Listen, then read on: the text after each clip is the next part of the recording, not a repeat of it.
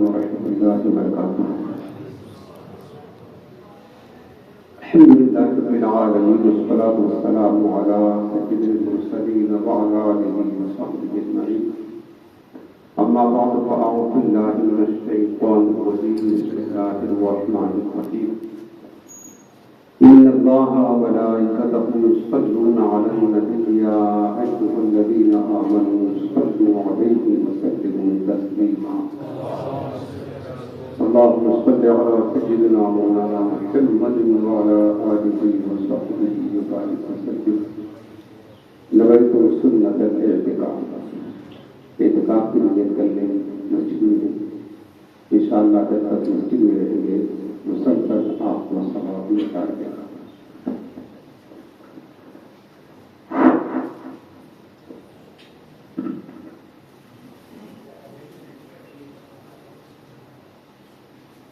حضرت کا استقبال نعرہ تکبیر اور نعرہ رسالت کریں. نعرہ تکبیر، نعرہ رسالت، مسلک اعلی حضرت.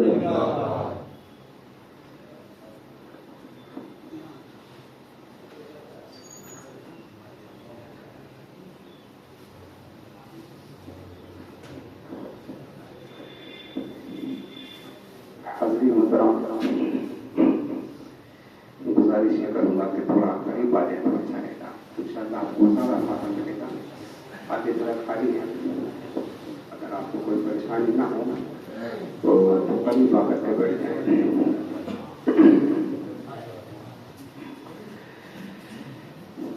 سب سے پہلے اللہ رب العالمین کا ہم بے پناہ شکر ادا کرتے ہیں کہ رب کریم نے ہم سب کو آج اپنے گھر میں بلا کر اپنے دین کا علم حاصل کرنے کی توفیق عطا فرمائی.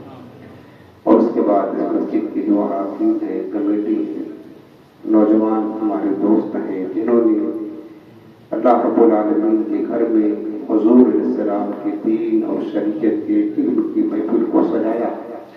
ہم ان کا بھی شکر ادا کرتے ہیں. اللہ تعالیٰ دنیا اور آخرت میں انہیں اس کی برکات عطا فرمائے اور ہر جگہ رب العالمین انہیں کامیابی عطا فرمائے. میرے عزیزوں، آج ہم کس مقصد کے تحت جمع ہیں؟ آپ کو معلوم ہے ماہ رمضان شریف تشریف لا رہا ہے. رمضان اللہ تعالیٰ کا مہمان ہے اور رمضان کی وہ عظمت ہے جو مسلمان سارا سال نماز نہیں پڑھتا. سارا سال اللہ کی رحمت سے وہ بھی ماہ رمضان میں نمازی بن جاتا ہے. جو مسلمان پورا سال قرآن کھول کر کے نہیں دیکھتا وہ بھی ماہ رمضان میں قرآن رسید کی تلاوت کرنے میں مصروف ہو جاتے ہیں. غرض کی ہم سب جتنے لوگ بیٹھے ہیں انشاءاللہ ہم ضرور ماہ رمضان میں تو نماز پابندی کے ساتھ پڑھیں گے بھی. تو نماز پڑھنے سے پہلے جو ہمیں حدیث پاک میں ہمارے پیارے آقا علیہ السلام نے تعلیم عطا فرمائی ہے وہ یہ ہے کہ کسی بھی عبادت کرنے سے پہلے اس کے بارے میں جو ضروری معلومات ہیں، ضروری علم ہے، اس کو حاصل کریں. چونکہ اگر علم کے بغیر عبادت کریں گے تو ایسی عبادت بجائے ہمیں فائدہ دینے کے نقصان دہ ہوگی، بجائے ثواب حاصل ہونے کے گناہ ملے گا. غلط کریں گے، غلطیاں کریں گے. علم کے بغیر عبادت کوئی فائدہ نہیں ہے، سراسر نقصان ہے، خسارہ ہے، گھاٹا. کیونکہ غلطیاں کریں گے تو جب غلطی کریں گے تو ہماری عبادت درست ہوگی اور اس کے علاوہ علم نہ سیکھنے کا گناہ بھی ہمیں ملے گا. اس لیے علم سیکھنا عبادت سے زیادہ افضل ہے اور بلکہ علم دین حاصل کرنا بذات خود عبادت ہے. تو الحمدللہ اس مسجد کے اراکین نے یہ کوشش کی کہ کچھ اس کے بارے میں نماز، وضو، غسل، یہ ایسے علم ہے میرے عزیزوں جس کو کہتے ہیں فرائض علوم، یعنی کہ علم فرض ہے، ہر مسلمان پر سیکھنا فرض ہے. نماز کا صحیح علم، وضو کا صحیح علم، غسل کا صحیح علم، میں آپ کو ایسے لوگوں کو دکھا سکتا ہوں، بڈھے ہو گئے نماز پڑھتے پڑھتے، بڈھے 60 برس 70 برس کے، آج تک ان کو وضو کرنے کا طریقہ نہیں معلوم. میں دکھا سکتا ہوں اگر آپ رہیں گے تو. کبھی سیکھا نہیں. نماز پڑھنے کا صحیح طریقہ نہیں معلوم ہے. نماز پڑھتے ضرور ہیں، وہ برسوں سے پڑھ رہے ہیں، پڑھتے پڑھتے بوڑھے ہو گئے، لیکن آج بھی نماز وہ پڑھتے ہیں تو نماز کے فرض کو چھوڑ دیتے ہیں، نماز کو واجب کو چھوڑ دیتے ہیں، ایسی ایسی غلطیاں کرتے ہیں کہ کسی بھی صورت میں نماز ہوتی ہی نہیں. اور ہم کیا سمجھتے ہیں کہ اللہ تعالیٰ معاف کر دے. یہ ہماری سب سے بڑی جہالت ہے کہ ہم غلطی کرنے کے بعد بھی یہ دعویٰ کرتے ہیں، درست نہیں کرتے، اصلاح نہیں کرتے، سیکھتے نہیں، پھر یہ ہمارا دعویٰ کہ اللہ تعالیٰ معاف کر دے گا. یہ ہماری جہالت ہے اور یہ اللہ تعالیٰ کے ساتھ مذاق کر رہے ہیں. اللہ نے جو حکم عطا فرمایا ہے اس کو ہم کر نہیں رہے ہیں، اس کی نافرمانی سراسر کر رہے ہیں، اس کے حبیب کی حکم کی نافرمانی، اور پھر ہمارا دعویٰ اللہ معاف کرنے کا غفور الرحیم ہے. میرے عزیز، اللہ یقیناً غفور الرحیم ہے، لیکن اللہ تعالیٰ سخت ترین سزا بھی دینے والا، یہ بھی اس کی صفت ہے، یہ نہیں بھولنا چاہیے. بہرحال زیادہ تبلیغ بیان کرنے سے بہتر یہ ہے کہ میں آپ کو اس کی اہمیت بھی سمجھا رہا تھا کہ میرے عزیزوں، جس چیز کو آپ آج سیکھنے کے لیے بیٹھے ہیں یہ ہے فرض علم. فرض علم ہے، اور یہ بھی یاد رکھنا کہ اور اس چیز کو اللہ اس کے رسول نے خود ہم پر فرض کیا ہے. جو چیز فرض ہے جب تک وہ سیکھیں گے نہیں تو مسلسل گناہ ملتا رہے گا، مسلسل جب تک وہ سیکھ نہیں گے. وضو کا علم، غسل کا علم اور نماز کا علم. آج میں انشاءاللہ تعالیٰ آپ کو وہ بات عرض کروں گا. سب سے پہلے کیونکہ تینوں ٹاپک تو بہت لمبا ہے اس کا، لیکن زیادہ لمبا ٹائم نہ لے کر کے ضروری جو باتیں ہیں تاکہ ہمارا وضو، غسل اور نماز بالکل درست ہو جائے، وہ چیزیں میں آپ کو بتاؤں گا اختصار کے ساتھ میں. آپ کے لیے ضروری ہے کہ آپ اس کو توجہ کے ساتھ سنیں گے اور جو سنیں گے اس کو اپنے دل میں بٹھا لیں اور کیا کہتے ہیں کہ اسی کے مطابق عمل کریں. اگر جو آپ سنیں آپ کو معلوم ہے، آپ کا عمل ہے تو سبحان اللہ، بہت اچھا، خوش نصیب ہے. اور اگر نہیں معلوم ہے، کہیں غلطیاں ہو رہی ہیں تو آپ اس کی اصلاح کر لیں، آپ اس کی اصلاح کر لیں تاکہ آپ صحیح طریقے سے عبادات کو بجا لانے میں کامیاب ہو سکیں. ٹھیک ہے؟ تو دیکھیں، سب سے پہلی چیز جو ہے نا، نماز پڑھنے سے پہلے وضو کرنا شرط ہے. بغیر وضو کی نماز نہیں ہوتی. وضو کرنے سے پہلے غسل کا ہونا یہ شرط ہے. بغیر غسل کے وضو نہیں، بغیر وضو کے نماز نہیں، اور بغیر نماز کے مسلمان کی زندگی نہیں. یہ سب بدلے. تو سب سے پہلی چیز ہم آپ کو عرض کریں گے غسل کے بارے میں. غسل اسلام کا یہ مقدس طریقہ ہے اور اسلام کی یہ خوبی ہے کہ اسلام نے مسلمانوں کو ایسی عبادات کرنے کا حکم دیا ہے جس میں پاکیزگی ہے، طہارت ہے، عفت ہے، پارسائی ہے، دنیاوی بھی فائدہ ہے، آخرت کا بھی فائدہ ہے، جسمانی بھی فائدہ ہے اور روحانی بھی فائدہ ہے.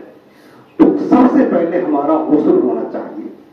غسل کے لیے یعنی ایک انسان مثلاً ناپاک ہو جائے تو اس کو پاکی حاصل کرنے کے لیے کہ وہ اگر چاہتا ہے کہ آپ پاک ہو کر کے نماز، روزہ، تلاوت قرآن کے لائق بن جائیں. ایک تو یہ ہوتا ہے کھمنیوں سے سر سے لے کر پاؤں تک پانی بہا دیا اور صابن لگا لیا، شیمپو لگا لیا، خوشبو لگا لیا، کپڑے پہن لیے، سوچے کہ ہم پاک ہو گئے. میرے عزیزوں، اس طریقے سے آپ کا ظاہری جسم تو صاف ہو سکتا ہے.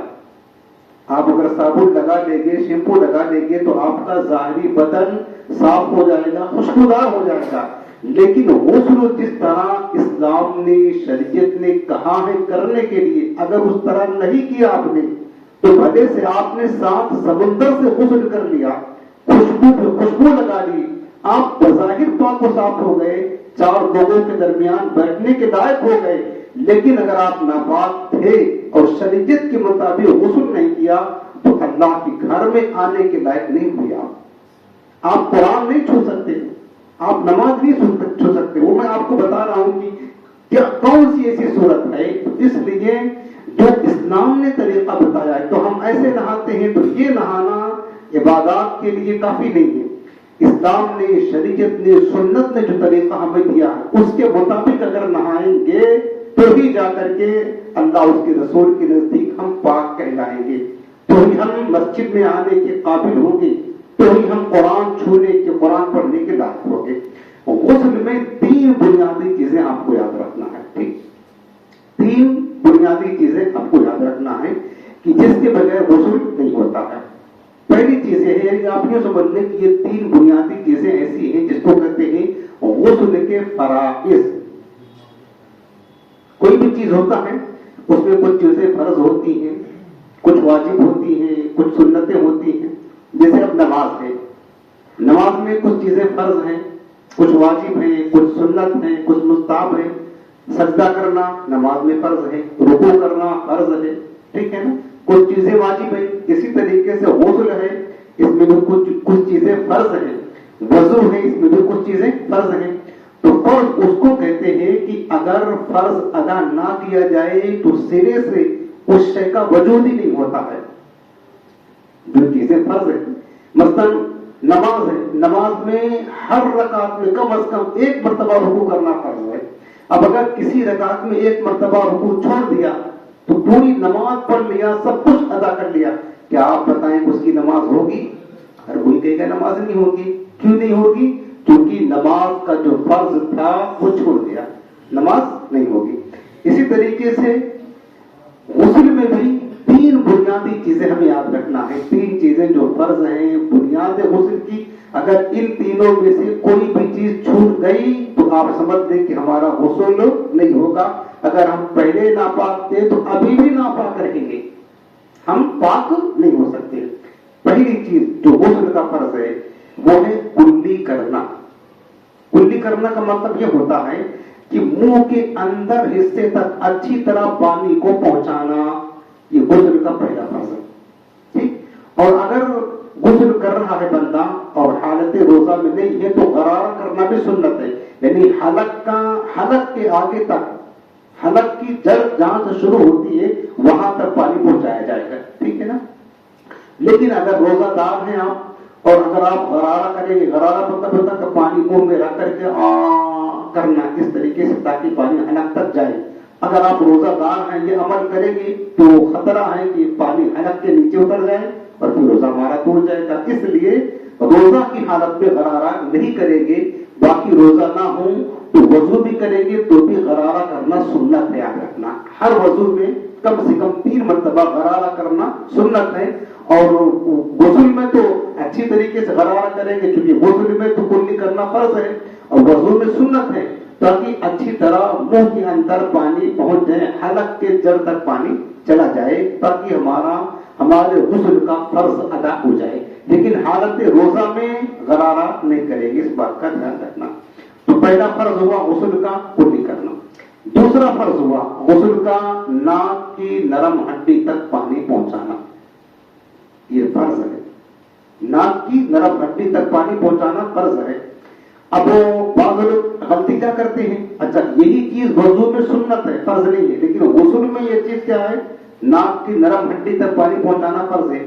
آپ نے دیکھا ہوگا، ہم نے تو دیکھا ہے، بعض لوگ وضو کرتے ہیں، اب وضو میں بھی سنت یہی ہے کہ ناک کی نرم ہڈی تک پانی پہنچانا، تو یوں پانی لیتے ہیں، یوں کرتے ہیں، یوں چھواتے ہیں اور ناک سے چھوا کر کے پانی ختم کر دیتے ہیں، گویا کہ ناک میں پانی پہنچا دیا۔ ایسا کریں گے تو نہ سنت ادا ہوگی اور نہ فرض ادا ہوگا، بلکہ اس کا طریقہ یہ ہے کہ جب آپ غسل کریں یا وضو کریں، وضو میں سنت ہے تو آپ جو ہے نا پانی چلو میں لے کر کے ناک کے قریب لے جا کر تھوڑا سانس اوپر کو چڑھائیں تاکہ یہ پانی سانس کے ذریعہ سے نرم ہڈی تک پہنچ جائے۔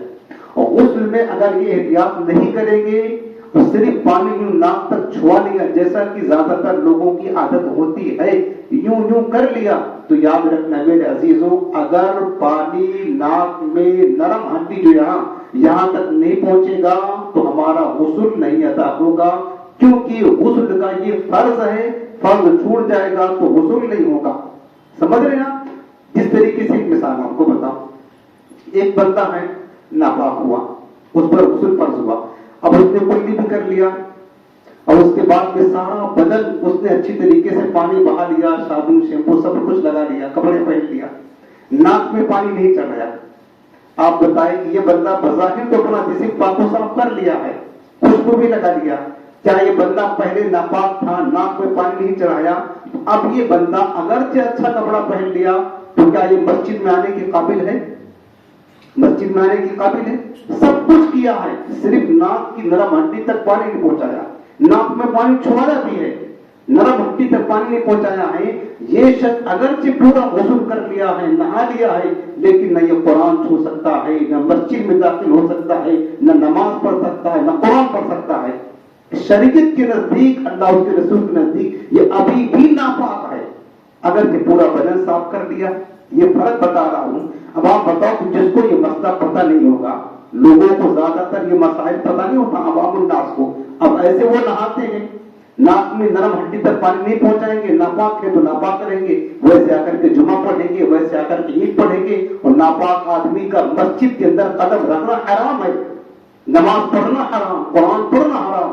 تو اب آپ بتاؤ، ایک مسئلہ شریعت کا نہ سیکھنے کی وجہ سے بندہ نہا تو رہا ہے لیکن پھر وہ گناہ گار ہو رہا ہے، نماز پڑھ رہا ہے، غسل نہیں اترا ہے، گناہ گار ہو رہا ہے، مسجد میں آ رہا ثواب لینے کے لیے، غسل اترا نہیں ہے، نہ سیکھنے کی وجہ سے وہ گناہ گار ہو رہا ہے، حرام کام کر رہا ہے۔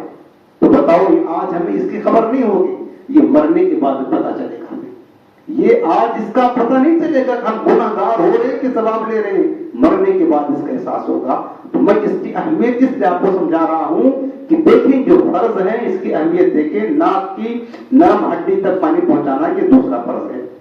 تیسرا فرض غسل کا ہے، سر سے لے کر پیر تک، اوپر نیچے آگے پیچھے دائیں بائیں ہر جگہ جسم کے ظاہری بدن پر پانی اس طرح بہانا بال برابر بھی کوئی جگہ سوکھی نہ رہ جائے، پانی پہنچنے سے باقی نہ رہ جائے۔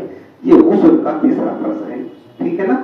یہ غسل کا تیسرا، یہ تین بنیادی چیزیں ہیں۔ اگر آپ نے غسل کیا اور یہ تینوں چیزیں ادا کر لی تو پھر سمجھ لیجیے کہ آپ پاک و صاف ہو گئے، آپ مسجد میں آنے کے لائق ہو گئے، قرآن پڑھنے کے لائق ہو گئے، نماز پڑھنے کے لائق ہو گئے۔ اور اگر ان تین چیزوں میں ذرہ برابر بھی کوتاہی یا کمی ہوئی اور کوئی فرض چھوٹا تو اگرچہ آپ کتنا دور پانی سے نہا لیں لیکن پاک نہیں ہو سکتے ہیں۔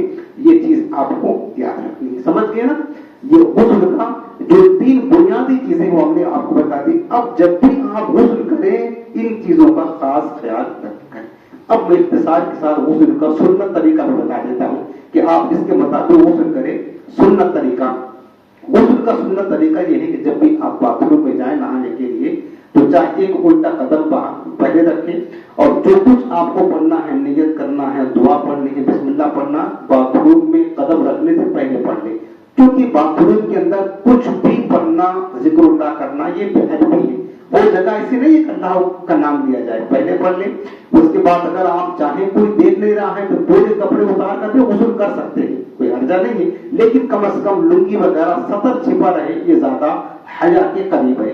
آپ جائیں اور کیا کہتے ہیں، سب سے پہلا کام یہ کریں کہ ڈول میں پانی بھرا ہوا ہے تو پہلے آپ اتنا احتیاط کے ساتھ دونوں ہاتھوں کو دھو لیں کہ ڈول میں ہمارا ہاتھ مطلب انگلی نہ بھیگنے پائے، پہلے اپنے ہاتھوں کو دھو لیں۔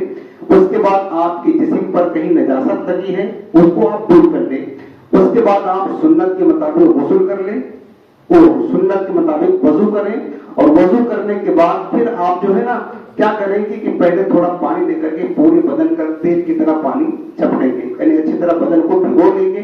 اس کے بعد سیدھی طرف پانی ڈالیں گے کندھے پر، الٹے طرف کندھے پر، پھر سر سے لے کر پیر تک ہر جگہ، یہ بغل کے نیچے اور نیچے جو ہے نا اور پیچھے ہر جگہ اچھی طریقے سے پانی بہا دیں گے، اور انگلیوں کے، پیر کی انگلیاں خلال کر دیں گے، ہاتھوں کی انگلیوں میں خلال کر دیں گے، کان وغیرہ یہاں جو احتیاط کے ساتھ تھوڑا پانی ادھر بھی ڈالیں گے تاکہ ہر جگہ پانی پہنچ جائے۔ تو اس طریقے سے آپ کا غسل ہو جائے گا، ٹھیک۔ اب اگلا دوسرا چیز آتا ہے غسل کے بعد وضو کا طریقہ۔ وضو میں بھی 4 چیزیں آپ کو یاد رکھنا ہے، جس طرح میں نے غسل بتایا 3 بنیادی چیزیں آپ کو یاد ہو گئی۔ غسل میں کتنے فرض ہیں؟ غسل میں آپ بولے غسل میں کتنا فرض ہے؟ نمبر 1 کلی کرنا، نمبر 2 اور نمبر 3 پورے بدن پر پانی بہانا۔ اس طرح میں آپ کو اس لیے پوچھ رہا ہوں تاکہ آپ کو اچھی طرح نقش ہو جائے، اچھی طرح یاد ہو جائے، ٹھیک۔ اب انشاءاللہ اس کے مطابق غسل کریں گے آپ۔ اب آتا ہے غسل کے بعد وضو، ٹھیک۔ وضو بھی نماز کے لیے شرط ہے۔ वजू में 4 चीजें आपको याद रखना है। वजू के गोया वजू में 4 फर्ज हैं। कितना फर्ज है? 4। पहला फर्ज है वजू में चेहरा धोना। फर्ज बता रहा हूं, सुन्नत तो और बहुत सारे हैं, जो बुनियादी चीजें, जो कि टाइम कम है, हमको सब समेटना है। जरूरी चीजें आपको बता देंगे तो इंशाअल्लाह आपका मसला यानी सही तरीके से आपका वजू हो जाएगा। पहली चीज है वजू का जो पहला फर्ज है वो है चेहरा धोना। चेहरा धोने का मतलब ये होता है कि सर के बाल जहां से उठते हैं, जो पेशानी जहां से बाल को होना शुरू, वहां से लेकर के थोड़ी के नीचे तक, एक कान की लौ से दूसरे कान की लौ तक, ये पूरा जो एरिया है चेहरे का, इस पर अच्छी तरह पानी बहाना, ये पहला फर्ज है। ठीक है ना। दूसरा फर्ज है वजू का दोनों हाथों को कोहनियों समेत धोना। कोहनियों का मतलब ये कोहनी होता है, इसके ऊपर यानी ये पूरी कोहनियां मतलब भीग जाना चाहिए। बाज लोगों को हमने देखा गलती करते हैं, यहां तक होते हैं, ये जो कोहनी का हिस्सा होता है ये भीगने नहीं पाता है। जो लोग एहतियाती करते हैं, जल्दबाजी में वजू करते हैं, तो ये कोहनी का जो ऊपर हिस्सा है ये भीगने नहीं पाता। अगर ये नहीं भीगेगा तो फिर याद रखना वजू नहीं होगा। इसको अच्छी तरह भिगो करके इसके ऊपर तक पानी बहाएं। ये सीधे हाथ में भी ऐसे करें, उल्टे हाथ में भी ऐसे करें, यानी दोनों कोहनियों समेत, इसको कोहनी बोलते हैं, दोनों कोहनियों समेत हाथों को, दोनों हाथों को धोना, ये वजू का दूसरा फर्ज है। समझ रहे हैं आप ना? अच्छी तरीके से धो लेना। वजू का तीसरा जो फर्ज है वो है चौथाई सर का मसा करना। पूरे सर का मसा करना तो सुन्नत है, अगर पूरा सर है, इस सर में से चौथाई हिस्सा अगर मसा कर लिया तो फर्ज अदा हो जाएगा। कम से कम चौथाई सर का मसा करना ये क्या है? फर्ज है। और मसा का मतलब ये होता है कि भीगा हुआ हाथ सर पर फेरना। मसा का मतलब क्या होगा? भीगा हुआ हाथ सर पर फेरना, इसको मसा कहा जाता है। तो ये वजू का तीसरा फर्ज हुआ। वजू का चौथा जो फर्ज है वो है दोनों पैरों को टखनों समेत धोना। टखनों का मतलब ये होता है ये जो ऊपर की उभरी हुई हड्डी है, इससे ऊपर, ये पैर में जो उभरी हुई हड्डी है इसके ऊपर तक धोना। इस एहतियात के साथ धोना कि पीछे जो एड़ी है, एड़ी के ऊपर की जो जगह है ये अच्छी तरह भीग जाए। बाज़ औक़ात ऐसा होता, हमने देखा लोग जल्दबाजी में वजू करते हैं, तो जल्दबाजी वजू करते हो, ठंडी में चूंकि बदन खुश्क होता है, पानी जो बहाते हैं तो पानी अच्छी तरह पहुंचता नहीं है जिसम पर, खान पर उबल जाता है और वो जगह खुश्क रहती है, सूखी रह जाती है। अगर इस तरह एहतियाती किया कि एड़ी के पिछला हिस्सा थोड़ा जगह बाकी रहा या और कहीं बाकी रहा, जो चीज वजू में धोना फर्ज था, पानी नहीं बहाया, तो फिर याद रखना वजू नहीं होगा। लिहाजा मेरे अजीजों हमेशा ये बात याद रखना कि वजू और गुस्ल में जल्दबाजी नहीं करना। जमात छूट रही है, छूट जाने दो उसको। ये जमात पाने के चक्कर में ये नहीं वजू हमारा खराब करके जाके जमात में शरीक को पता चला कि वजू नहीं हुआ तो फिर जमात क्या नमाज नहीं होगी, तो क्या फायदा मिलेगा ऐसी जमात को? बाज़ औक़ात जमात खड़ी होती, इमाम साहब रुकू में जाने वाले होते तो फटाफट वजू करके जमात पाने के लिए अपना वजू खराब करके रख देते। ऐसा ना करें आप। जमात मिले तो ठीक है, नहीं मिले तो आप तनहा नमाज पढ़ें, लेकिन वजू मुकम्मल करेंगे तब तो आपकी नमाज होगी, तब तो जमात होगी। और जमात पाने के चक्कर में वजू ही दुरुस्त नहीं हुआ तो क्या फायदा मिलेगा? नमाज भी गई, जमात भी गई, सब कुछ गया। लिहाजा वजू को अच्छी तरीके से करें। तो वजू का चौथा जो फर्ज है, दोनों पैर टखने, जो उभरी हुई हड्डी उसके ऊपर तक ले करके अच्छी तरह आगे पीछे एड़ी की तरफ अच्छी तरीके से धोना। ये वजू में 4 फर्ज है, ये 4 बुनियादी चीजें, इसको हमें याद रखना है। आपको वजू का फर्ज याद हो गया होगा, फिर से रिपीट कर लिए। वजू में कितना फर्ज है?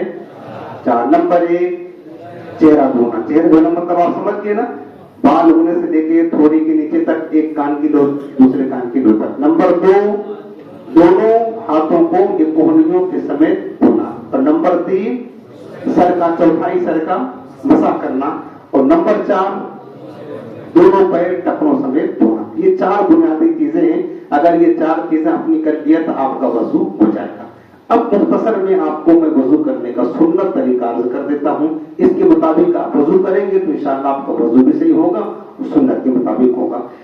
वजू करने का सुन्नत तरीका यह है कि सबसे पहले जब आप बैठे तो वजू की दिल में नियत कर ले। नियत नाम में दिल के इरादे कर, मैं पाकी हासिल करने के लिए, नमाज वगैरह कुरान पढ़ने के लिए वजू करता हूँ। असल नियत तो यही है باقی آپ کو اگر عربی میں یاد ہو نویت وردا جو عربی میں ہے وضو کی نیت وہ کر لیں.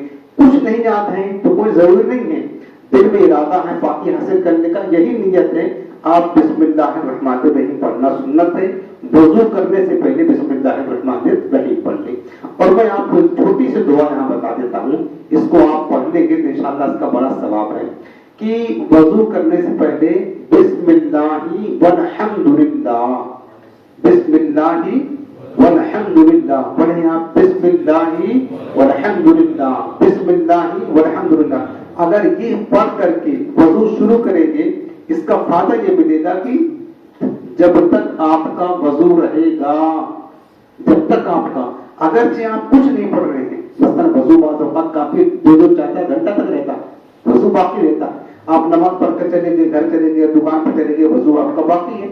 تو جب تک وضو رہے گا فرشتے برابر آپ کے نامہ اعمال میں نیکیاں لکھتے رہیں گے, یہ دعا پڑھنے کی برکت سے. یعنی آپ مختصر 2 لفظ ہے, بسم اللہ بھی آپ کو یاد ہے اور والحمدللہ بھی آپ کو دونوں یاد ہے. آپ کو دونوں ملا کر پڑھنا ہے. کیا پڑھنا ہے؟ بسم اللہ والحمدللہ. یہ وضو کرنے سے پہلے پڑھ لیں گے تو کیا فضیلت ہے, جب تک آپ کا وضو رہے گا فرشتے آپ کے نامہ اعمال میں مسلسل نیکیاں لکھتے رہیں گے. تو کتنا بڑا ثواب ملتا رہے گا انشاءاللہ آپ کو. نماز پڑھنے کے بعد بھی آپ کا وضو باقی رہے گا تو آپ کو ثواب ملتا رہے گا. تو یہ انشاءاللہ پڑھ کر کے آپ وضو کریں گے یا کم از کم بسم اللہ الرحمن الرحیم پڑھ کر کے وضو کریں. تو یہ آپ نے پڑھ لیا, بسم اللہ شریف پڑھ لیا اور وضو کی نیت کر لی. اس کے بعد سب سے پہلے آپ دونوں ہاتھوں کو یہاں تک دھوئیں, یہ جو پہنچے ہیں نا کراچی تک, یہاں تک دونوں ہاتھوں کو اچھی طرح دھوئیں. ہاتھوں میں خلال پہ کریں. انگوٹھی پہنا ہے تو انگوٹھی کو حرکت دے کر اس کے نیچے پانی پہنچانا ضروری ہوتا ہے, ٹھیک ہے نا. بعض اوقات انگوٹھی ٹائٹ ہوتی ہے, اگر آپ حرکت نہیں کریں گے تو اس کے نیچے پانی نہیں پہنچے گا, اور نہیں پہنچے گا تو پھر پتا ہے کہ دونوں وضو میں فرض ہے تو وضو بھی نہیں ہوگا. تو لہٰذا انگوٹھی کو حرکت کر کے اچھی طرح پانی پہنچا دیں گے. پہلے سیدھا ہاتھ پھر الٹا ہاتھ دھو لیں گے. ہاتھ دھو یہاں تک دھونے کے بعد پھر آپ کیا کریں گے, سیدھے ہاتھ میں تھوڑا سا پانی لے کر کے منہ میں لے کر کے کلی کریں گے. اور اس کے علاوہ اگر مسواک سنت ہے, اگر ہو سکے تو مسواک کیا کرے. مسواک کے دینی دنیاوی جسمانی روحانی بہت فائدے ہیں اس سنت کو ادا کرنے میں. اگر مسواک ہے تو سنت کے نیت سے مسواک کر لے, ورنہ کم از کم اپنی جو کلمہ کی انگلی ہے اسی کو آپ مسواک سمجھ کر کے آپ جو ہے نا دانتوں پر مسل لے, 3 مرتبہ دانتوں پر مسل لے. اس کے بعد منہ میں پانی لے کر اچھی طرح منہ کے اندر گھمائیں. اور اگر روزہ نہ ہو تو خلال کر یہ کیا کہتے ہیں غرارہ کرنا, یہ سنت ہے جیسے میں نے شروع میں آپ کو بتایا تھا. تو پانی کو منہ میں لے کر کے 3 مرتبہ ہو سکے تو غرارہ کریں, لیکن روزہ نہ ہو تب کریں گے. روزہ کی حالت میں غرارہ ہرگز نہیں کریں گے ورنہ پھر روزہ ٹوٹنے کا اندیشہ ہے. تو 3 مرتبہ کلی کر لیا, غرارہ کر لیا, منہ صاف ہو گیا. اب اس کے بعد میں سیدھے ہاتھ میں آپ پانی لے کر کے تھوڑا سا ناک کے قریب لے جائیں گے, ناک سے لگا کر ناک کی سانس اوپر کھینچیں گے تاکہ ناک کی نرم ہڈی تک پانی پہنچ جائے. 1 مرتبہ آپ نے کیا, اس کے بعد پھر ناک کو صاف کر دیا, چھڑک دیا اگر کچھ ناک اس کے اندر ہے.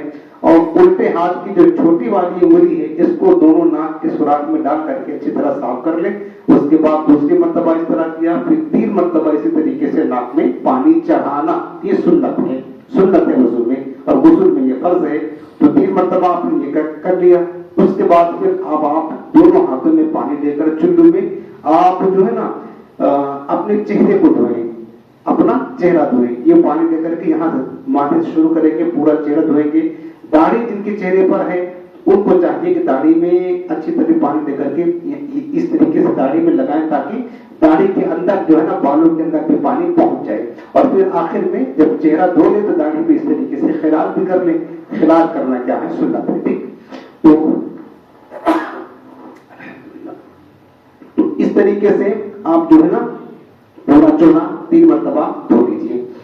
اس کے بعد پھر آپ سیدھا ہاتھ 3 مرتبہ دھوئیں گے. جیسے کہ میں نے بتایا تھا کہ پانی یہاں سے شروع کریں گے یہاں تک کونے سمیت کو اچھی طریقے سے یہ پانی کو ہاتھ پھیریں گے اس پر تاکہ کوئی جگہ خشک نہ رہ جائے, اور پانی کو بہائیں گے اچھی طریقے سے. پانی ہر جگہ بہ جانا چاہیے, सीधा हाथ 3 मरतबा धो ले, उसके बाद उल्टा हाथ पर भी पानी इस तरीके से पहले मल ले और उसके बाद फिर पानी अच्छी तरह 3 मरतबा उल्टे हाथ पर कोहनियों समेत ध्यान रखना कि कोहनियां जो है उसके ऊपर आप धो लें।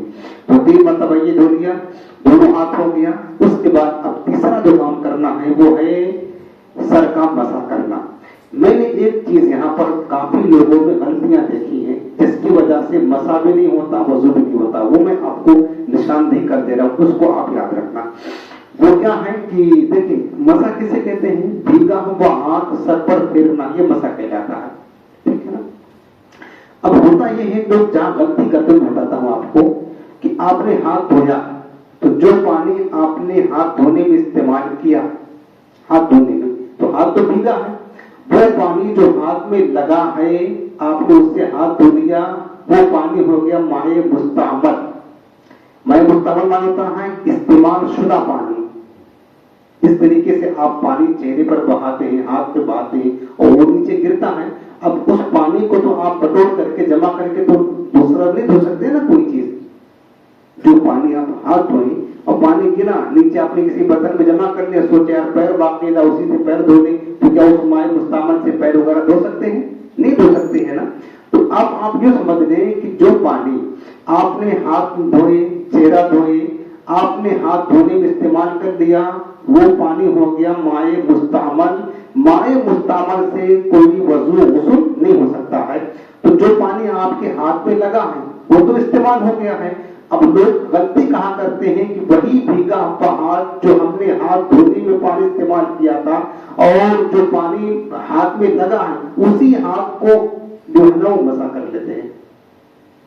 वही जो भीगा हुआ हाथ है, जो हाथ धोने में पानी इस्तेमाल किया और हाथ भीगा है, और वही पानी वही हाथ हम क्या करते हैं? मसा कर लेते हैं। अब आप याद रखना मेरे अजीजों, मसा करना एक फर्ज है।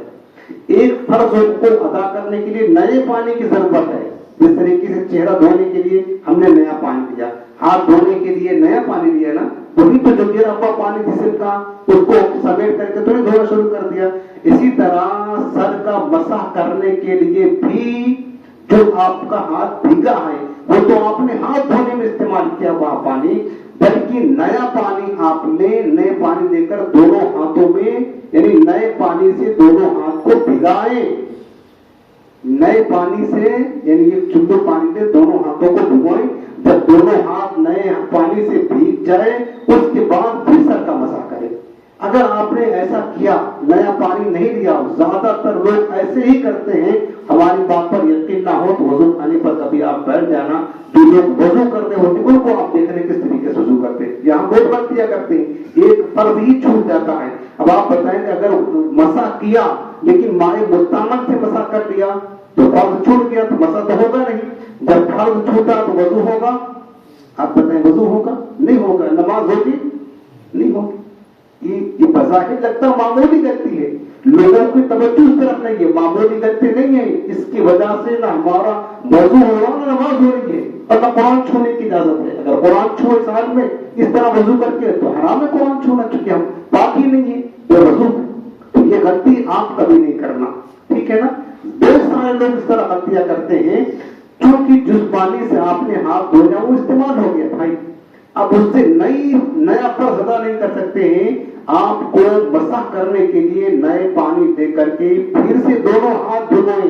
पहले जो भीगा उसको ना देखें, फिर से हाथ धुलोए, उसके बाद फिर सर का मसा करें। अगर आपने नया पानी लेकर के हाथ नहीं धोया, हाथ धोने में जो पानी इस्तेमाल किया था, हाथ भीगा था, उसी से मसा कर लिया जैसा कि लोग करते हैं, तो याद रखना मसा नहीं होगा, ना वजू होगा, ना नमाज होगी। तो मसा करने का तरीका यह है कि नए पानी से हाथ भिगो ले, और उसके बाद सुन्नत तरीका यह है कि ये जो उंगली 3 उंगलियां यहाँ से शुरू करें, यहाँ से अगर ऐसा से पीछे तक ले जाए, ये जो हथेलियां हैं वहां से पीछे से लेकर के यहाँ आए, और उसके बाद ये जो कान कलमा की उंगली है दोनों कान के सुराखों में और कान के अंदर वाले हिस्से में डाले, और अंगूठा को जो है ना कान का बाहर का हिस्सा वो करे, और ये जो पुष्ट है, हथेली की पुष्ट है, उसको दोनों गद्दे जो पीछे है ना गर्दन, उस पर आप मसा कर ले। ये आपका मसा हो गया, ये फर्ज अदा हो गया, ठीक है ना। 3 फर्ज हुआ। چوتھا فرض ہے یہ مطلب 3 فرض ادا ہو گیا، اور اس کے بعد مسح کرنے کے بعد آخری جو چیز بچتی ہے وہ ہے دونوں پیر کا دھونا۔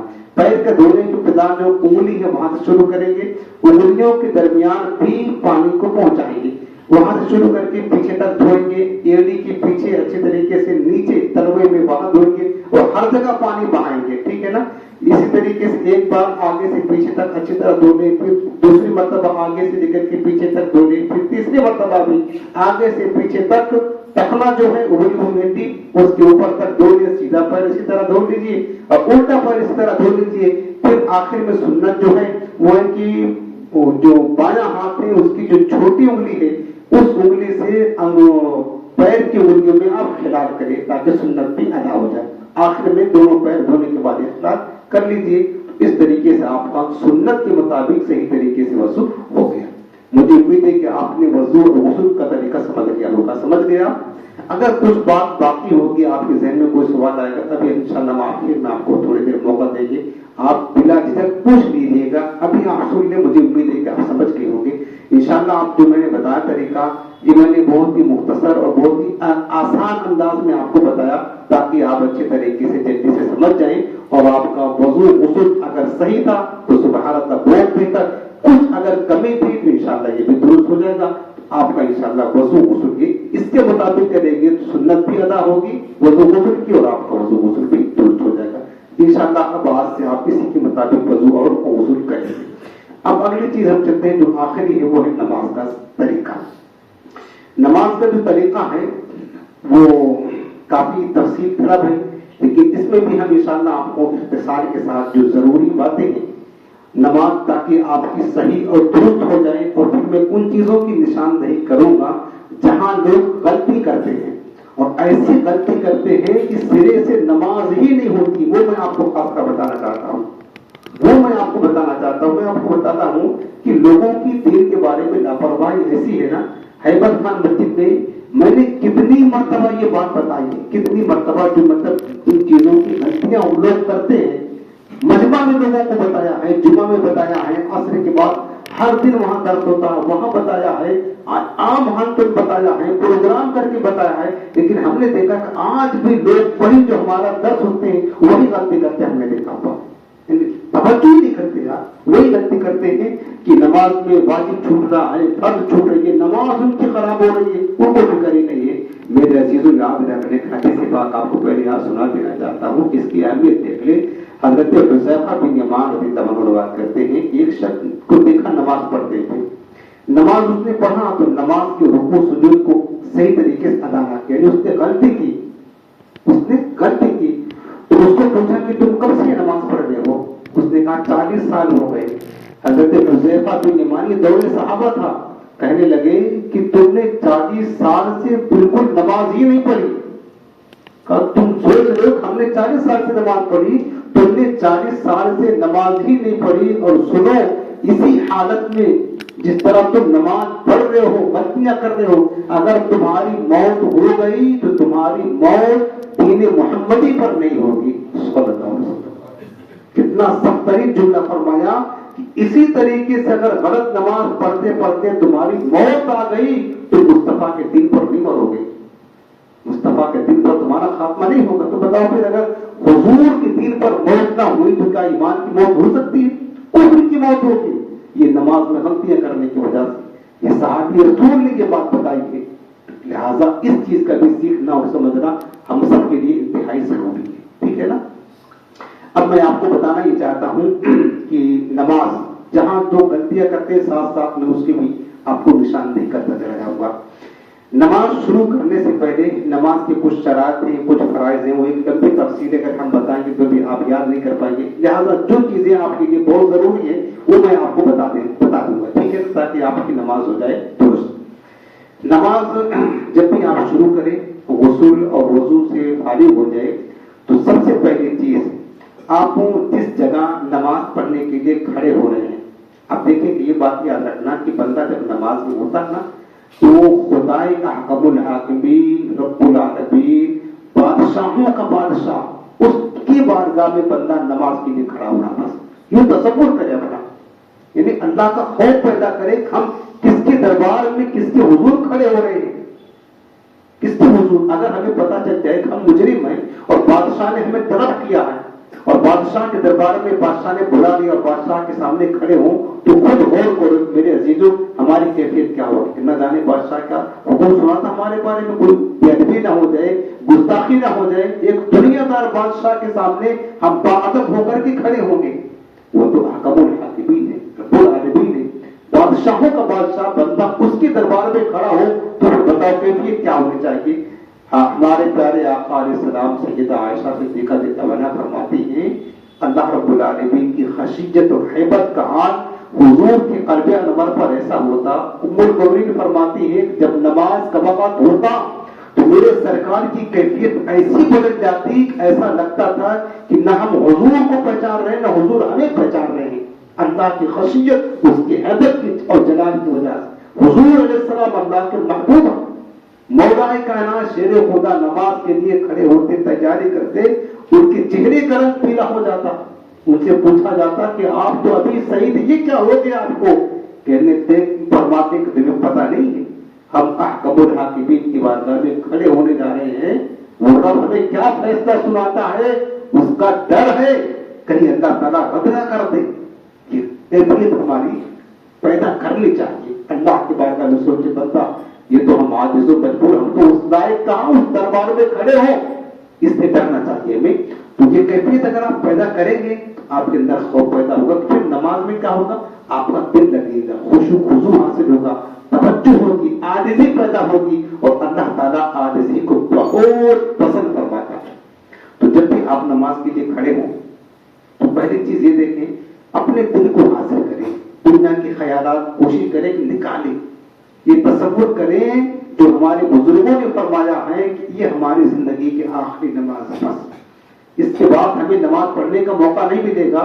اپنے رب کی بارگاہ میں بندہ حالت نماز میں حدیث پاک میں آقا فرماتے ہیں جب بندہ نماز میں ہوتا ہے اپنے رب سے سرگوشی کرتا ہے، اپنے رب سے ہم کلام ہوتا ہے، بات کرتا ہے رب العالمین سے، تو لاؤ زندگی کی آخری نماز ہے، جی بھر کر کے اپنے رب سے بات کر لیں، یہ تصور پیدا کریں۔ جب یہ ساری تصور میں اس لیے بتا رہا ہوں نا تاکہ آپ کو خشوع خضوع حاصل ہو، کیفیت حاصل ہو، آپ کا دل لگے، توجہ لگے، کیونکہ ہم میں سے ہر ایک کو پتا ہے ہم نماز شروع کرتے ہیں تو کہاں ہوتے، نماز ختم کرتے تو کہاں ہوتے، ہمارا جسم مسلح پر ہوتا ہے، ہماری روح ہمارا دل کہاں ہوتا، ہر ایک کو کیفیت پتا اپنی نماز کی، کسی کو بتانے کی ضرورت نہیں ہے۔ میں نماز میں توجہ حاصل ہوں اس کے لیے میں چند باتیں بتانا چاہتا ہوں۔ خشوع خضوع یہ انتہائی ضروری چیز ہے، اپنے آپ کو اس طرح پڑھیں گویا کہ ہم یہ ہماری زندگی کی آخری نماز ہے۔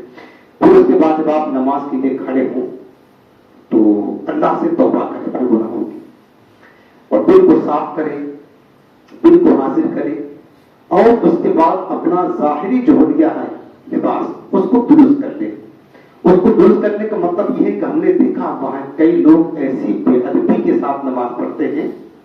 اللہ پاک نے قرآن میں کیا فرمایا؟ قوموا للہ قانتین، اللہ کی بارگاہ میں باادب کھڑے ہو۔ انسان اپنے باپ کے سامنے ویسا کھڑا نہیں ہوتا ہے، اس کیفیت میں بندہ اللہ کو چھڑا کے کھڑا ہوتا۔ بتاؤ آپ کو کیفیت کیسے ہوتی ہے؟ ایسے نادان جاہل مسلمان ہیں اپنے باپ کے پاس، اپنے رشتہ دار کے پاس، اپنے سسر کے پاس اس کیفیت میں کھڑا نہیں ہوگا، لیکن احکم الحاکمین کی بارگاہ میں کھڑے ہونے کی کیفیت کیا ہوتی ہے ہم نے دیکھا۔ ایسے بے باک لوگ ہیں، ایسے کرتا ہے کہ جنگ کرنے کے لیے آئے ہیں۔ میں آپ کو اس لیے یہ بات بتا رہا ہوں کبھی آپ بھولنے سے یہ غلطی مت کرنا۔ جیسے مثال کے طور پر نماز کا پریکٹیکل طریقہ بھی ساتھ ساتھ سمجھاتا جاؤں گا۔ بعض لوگوں کی کیفیت یہ ہوتی ہے یوں آستین چڑھی ہوتی ہے۔ آستین کب چڑھاتے ہیں آپ کو پتا ہے؟ لڑائی کرنے جاتے ہیں گریبان یہاں تک کھلا رہتا ہے، یہاں تک، اور یوں یہاں تک رہتا ہے اور یوں کھڑے ہوتے ہیں۔ دیکھا آپ نے؟ نہیں دیکھا ہو تو آپ نماز پڑھنا دیکھ لینا، ہم نے بہت دیکھا پڑا اور آپ نے بھی دیکھا ہوگا۔ یہ دل جلتا ہوں تو میں عرض کر رہا ہوں، کسی کو ٹارگیٹ کرنا ہمارا مقصد نہیں ہے۔ مقصد یہ ہے کہ یار یہ کیفیت میں جس طرح میں آپ کو بتا رہا ہوں، بندہ اپنے باپ کے پاس کھڑا ہوگا، بتائیے آپ کھڑے ہوں گے، اپنے سسرال اپنے سسر کے پاس کھڑے ہوں گے، آپ کے دوست کوئی دنیا دار ہے، کوئی حاکم افسر ہے، یہ کیفیت میں جس طرح اللہ کی بارگاہ میں یہ ظالم کھڑا ہو رہا ہے، کیا کسی حاکم کے پاس، افسر کے پاس، اپنے سیٹ کے پاس کھڑا ہوگا؟ نہیں ہوگا۔ कैसी जरूरत होती है अल्लाह के पास खड़ा होना, समझने की बात है ना। अल्लाह की बारगाह में तो और आजिज़ी इंकिसारी और मतलब बिल्कुल झुक जाना चाहिए, लेकिन इस कैफियत में जाहिर किस्म के लोग आज के नए नए दौर के नए नए दीन लाने वाले, नए नए दीन पर अमल करने वाले किस तरह नमाज पढ़ते माज़अल्लाह रब्बिल आलमीन। ये बात मैं आपको सिर्फ इसलिए बता रहा हूँ कि कभी आप देखा देखी, जो कि हमने ये कहा लोग दोस्तों की पैरवी बहुत करते हैं, अल्लाह उसके रसूल की बात बदल है, हमारा दोस्त ऐसे करता तो हम भी ऐसे करेंगे, हमारा दोस्त ऐसे करता नंगे सर वो नमाज पढ़ता तो हम भी नंगे सर नमाज पढ़ेंगे। अरे प्यारे मुस्तफा करीम की अदाओं का नाम नमाज है, बस याद रखना। जब नमाज का हुक्म आया, अल्लाह ने फरमाया कि नमाज पढ़ो, सहाबा ने पूछा हुजूर नमाज कैसे पढ़े, मैं तो पता ही नहीं है। तो मेरे आका ने क्या फरमाया पता है, फरमाया सल्लू कमा उसल्ली रअयतुमूनी, फरमाया कि जैसे तुम मुझे नमाज पढ़ते हुए देखो उसी तरह तुम भी पढ़ना शुरू कर दो, बस ये नमाज है। मुस्तफा की सारी अदाओं का नाम नमाज है। हमें क्या पता नमाज क्या है, हुजूर ने यूं हाथ किया हमने यूं कर लिया, हुजूर ने यूं बांधा हमने यूं बांध लिया, हुजूर ने यूं रुकू किया हमने कर लिया। जो जो मेरे आका करते गए हमने उस हुजूर की अदाओं को अपनाते गए, यही तो हमारी नमाज, यही अल्लाह की बंदगी है। अब आप बताओ कि हुजूर ने सिवाय हालत इहराम की कभी और नंगे सर नमाज पढ़ा? और करो सरकार इस्लाम ने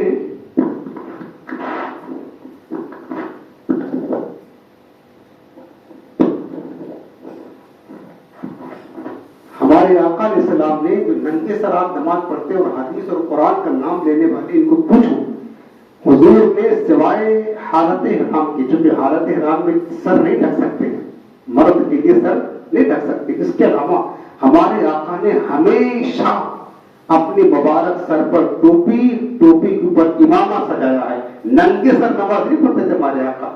तो हदीस क्या है, सुन्नत क्या है? सुन्नत तो ये है, मैं ये बता रहा हूँ, सुन्नत तो ये है, हुजूर की सुन्नत हमेशा टोपी और उसके ऊपर इमामा, वरना कम से कम टोपी तो होती थी सरकार। नंगे सर हुजूर नमाज नहीं पढ़ते। ये कौन सी हदीस और कौन सी सुन्नत की बात है कि नंगे पर? ये हमारे नौजवानों का रवाज चल गया है। हमने देखा है कि लोगों को देखा कितने सुन्नी जाहिल बेचारा हमारा नौजवान, वो भी आकर के जो टोपी है वो जहमत नहीं कमाना करता टोपी रखने की, बस नंगे सर आकर के नमाज पढ़ना शुरू कर दे। ये बताओ ये हाल चलता मुसलमानों। हम दोस्तों की इनकी जालिमों की पैरवी करने के लिए आए हैं, हमको ये हुक्म दिया गया हमारे अल्लाह उसके रसूल की हुक्म की पैरवी करेंगे। बताएं सुन्नत क्या है? हुजूर की पैरवी करना। हुजूर की सुन्नत ये है कम से कम टोपी लगाना, इमामा सजाना, इमामा नहीं पहना तो टोपी लगाकर नमाज पढ़ना, नंगे सर नमाज पढ़ना जायज है, हो जाएगी, लेकिन सुन्नत नहीं है। हालत इहराम में सुन्नत है। क्या हालत इहराम में हमेशा रहते हैं क्या? सारी जिंदगी हालत इहराम में हज करना है घर में? लेकिन लोग इस तरह कर रहे हैं। मैं आपको इसलिए बता रहा हूं कि आप इनकी देखी देखा पैरवी ना करें। अल्लाह उसके रसूल का हुक्म क्या है, हमारे प्यारे आका की सुन्नत क्या है, उस पर अमल करें, ठीक है ना। तो सबसे पहले जब खड़े हो आप ना, तो ये तसव्वुर करें कि रब्बुल आलमीन की बारगाह में खड़े हैं और इंतहाई अदब के साथ, आजिज़ी के साथ, इंकिसारी के साथ कि अल्लाह रब्बुल आलमीन के हुजूर खड़े हैं। अगर अल्लाह ने हमारी इस खिदमत को बंद कर दिया तो हम कहाँ के कहीं के न रहेंगे। लिहाजा अपना हुर्रियत दुरुस्त करें, लिबास वगैरह अगर कहीं सीखता है उसको सही कर ले आप। अगर हाथ की आस्तीन मुड़ी है, याद रखना नमाज की हालत में, हदीस पाक में लिखा है कपड़ा मोड़ कर नमाज पढ़ना मकरूही, तहरीमी, नाजायज और गुनाह है। अगर किसी ने कपड़ा मोड़ कर नमाज पढ़ी उस नमाज को दोबारा पढ़ना लौटाना वाजिब है, नमाज सही इसलिए होगी। ये हदीस में है कपड़ा मोड़ना ये मकरूह है। तो कपड़े मोड़ना चाहे आप आस्तीन मोड़े तो भी मकरूह है, पैसा मोड़े तो भी मकरूह है, यहाँ अगर आप मोड़े तो भी मकरूह है। आप इसी तरीके से बाद लोग इन करके नमाज पढ़ते हैं, पता है, सर को पैर के अंदर घुसेड़ करके फिर नमाज पढ़ते हैं, ये भी मकरूह तहरीमी है, ये भी जायज नहीं है। इस तरीके से नमाज पढ़ेंगे ये सारा तरीका गलत है। बाद लोगों की क्या होता है, पैंट टाइट होती है, जब आप नमाज में जाते सजदे में तो यूं उठा करके फिर सजदा करते हैं, ये भी मकरूह तहरीमी है। इस तरह भी नमाज पढ़ी तो भी नमाज का दोहराना वाजिब है। ये सारे गलत तरीके हैं। मैं आपको बता रहा हूँ मेरे अजीजों, ये जिहादत की वजह से सब लोग, ज्यादातर लोग इस तरीके से नमाज पढ़ते हैं। याद रखना प्यारे अजीजों, हमारी नमाजों को अल्लाह की कोई जरूरत नहीं है, हमारी नमाजों की अल्लाह ताला को कोई हाजत نہیں، ہم چاہیں الٹا سیدھا نماز پڑھتے رہیں، اس کے رسول کے خلاف ورزی کر کے نماز پڑھتے رہیں، پھر ہمیں خوش فہمی میں دیکھ ہماری نماز بڑی مقبول ہے، بہت قبول ہے، تو نمازی ہیں، یاد رکھنا مرنے کے بعد آنکھیں کھل جائیں گی کہ ہم تو سب ضائع کر کے آئے ہیں، ہمارا نام ایمان خالی، ایک نماز بھی نہیں لکھا ہمارے نام ایمان میں، پھر افسوس ہوگا، اور پھر افسوس کرنے کے بعد کچھ فائدہ نہیں ملے گا۔ اس لیے میرے آقا نے فرمایا ہے نماز پڑھنے سے پہلے نماز سیکھو۔ یہ جو میں بات آپ کو عرض کر رہا ہوں، ہم نے دیکھا ہے کہ زیادہ تر مسلمان دیکھا نماز پڑھتے ہیں، بچپن سے دیکھتے اپنے بڑوں کو، وہ ایسے پڑھنا شروع کر دیتے، سیکھتے نہیں باقاعدہ۔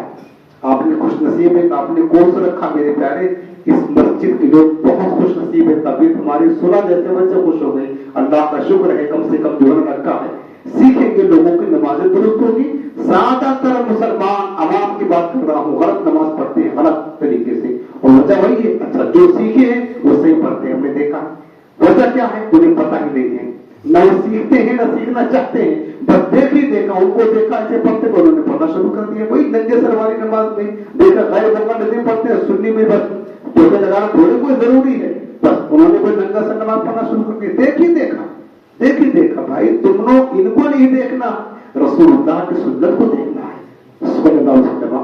تو اس لیے میں نشاندہی آپ کو کر رہا ہوں کہ آپ اپنی نمازوں کو درست کر لیں، تاکہ ہم نماز پڑھ رہے محنت کریں، ہماری نماز کام آئے آخرت میں پیارے، ہماری نماز آخرت کے لیے نجات کا ذریعہ بنے، اللہ اس کے رسول کی خوشنودی کا سبب بنے، اور آخرت میں ایسا نہ ہو مرنے کے بعد نامہ اعمال میں پتا چلا کہ زیرو ہے، زیرو پڑھا ہے 50 برس نماز اور جگہ زیرو لکھا ہوا ہے، تو پھر کوئی فائدہ نہیں ملے گا۔ تو نماز شروع کرنے سے پہلے کی جو احتیاطیں میں عرض کر دے رہا ہوں، سب سے پہلے اپنے آپ کو ریڈی کر لے، ذہن کو حاضر کر لے، کپڑا کہیں مڑا ہے تو کپڑا مڑا ہے تو اس کو بھی آپ صحیح کر لے۔ یہ جو پینٹ کو موڑنے والی جو ہے نا، موڑنے والی بیماری آج چلی ہے نا، یاد رکھنا کہ ٹخنوں سے نیچے یہ بہت مشہور ہے کہ ٹخنوں سے نیچے جو مطلب وہ کپڑا نیچے جا رہا ہے، یہ بھی مسئلہ بتا دوں، آپ کی ذہن میں ہو سکتا ہے تشویش ہو۔ آج کل لوگ کہاں یہ بطور فیشن کے پہنتے ہیں، حالانکہ سنت نہیں ہے، سنت یہ ہے ٹخنوں سے اوپر کپڑا ہونا چاہیے، یہ سنت ہے۔ ہمارے آقا علیہ السلام نے حدیث پاک میں فرمایا ہے کہ جو کپڑا ٹخنوں سے نیچے ہوگا وہ جہنم میں ہے۔ یہ حضور نے اس وقت فرمایا تھا کہ عرب میں یہ مطلب رائج تھا کہ عرب کے لوگ تکبر کی وجہ سے، تکبر، غرور، گھمنڈ کی وجہ سے وہ اپنے جو تہبند باندھتے تھے نا، اتنا نیچے کرتے تھے کہ زمین سے گھسیٹتے ہوئے چلتا تھا، تکبر کے طور پر، ٹھیک ہے نا۔ تو یہ تو حضور نے تکبر کی مذمت کرتے ہوئے یہ فرمایا کہ ٹخنے کے نیچے کپڑا نہ پہنا جائے۔ لیکن آج کے دور میں یہ چیزیں جو لوگوں کی پینٹیں ہوتی ہیں نا، یا جو بھی پیجامہ وغیرہ جو ٹخنوں سے نیچے ہوتی ہے، تکبر کی طور پر نہیں ہے، تکبر کی علامت اب نہیں ہے، اس دور میں تھا، اب یہ فیشن ہے، فیشن ہے اب۔ لیکن کپڑا موڑ کر نماز پڑھنے کی تو واضح حدیثوں میں لکھا ہوا ہے کہ کپڑا موڑ کر نماز پڑھنا نہیں ہے۔ تو اب جو ہے نا اس کا حکم یہ ہوگا کہ اگر ہو سکے تو سنت کے مطابق پڑھیں، اور اگر آپ کا پیچا بڑا ہے، ٹخنے سے نیچے ہے، آپ اس کو چھوڑ دیں۔ زیادہ سے زیادہ نماز مکروہ تنزیہ ہوگی، مکروہ تنزیہ کا مطلب یہ ہوتا ہے کہ ناپسند ضرور ہے لیکن نماز خراب نہیں ہوگی۔ لیکن اگر آپ نے ٹخنوں سے اوپر کرنے کے لیے آپ نے پیچا موڑ لیا، کپڑا موڑ لیا، تو حدیث رسول کے خلاف لازم آئے گا، اس کا حکم سخت ہے۔ اس صورت میں نماز مکروہ تحریم میں ہوگی۔ یہ دونوں کو میں فرق آپ کو بتا رہا ہوں۔ اگر تکبر کے طور پر نہیں ہے، ٹخنوں سے نیچے ہے، تو نماز مکروہ تنزیہی ہے۔ مکروہ تنزیہی کا مطلب یہ ہوتا ہے کہ ناپسند ہے لیکن نماز ہو جائے گی۔ اور اگر آپ نے کپڑا موڑ لیا ٹخنوں سے اوپر کرنے کے لیے، تو حدیث کے خلاف نماز مکروہ تحریمی ہے۔ مکروہ تحریمی کا مطلب ہوتا ہے کہ قریب برابر حرام کے اس نماز کا دوبارہ پڑھنا واجب ہے۔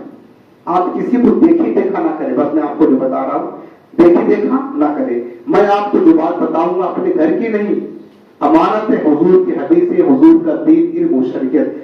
آپ کو غلط بات بتا کر اپنی آخرت برباد نہیں کرنا چاہتے ہیں، آپ کو جو بات بتائیں گے بالکل وہی بتائیں گے جو شریعت و سنت سے ثابت ہے، ٹھیک ہے؟ کیونکہ غلط بتانے میں ہم کو کوئی فائدہ نہیں ہے، آپ کو نقصان ہے، ہماری آخرت برباد ہو جائے گی۔ غلط بتانا تو اللہ اس کے رسول کی لعنت تو جہنم کے خطرہ بن جائے گی۔ اس لیے میں آپ کو جو رائے دے رہا ہوں، دیکھی دیکھا مت کرے، پیسے اگر بڑے ہیں تو چھوڑ دیں، मोड़ने की गलती ना करें। अगर आप नमाज पढ़े तो इन अगर है तो उसको आप खोल दीजिए, कहीं भी कपड़ा बड़ा हुआ ना रखें।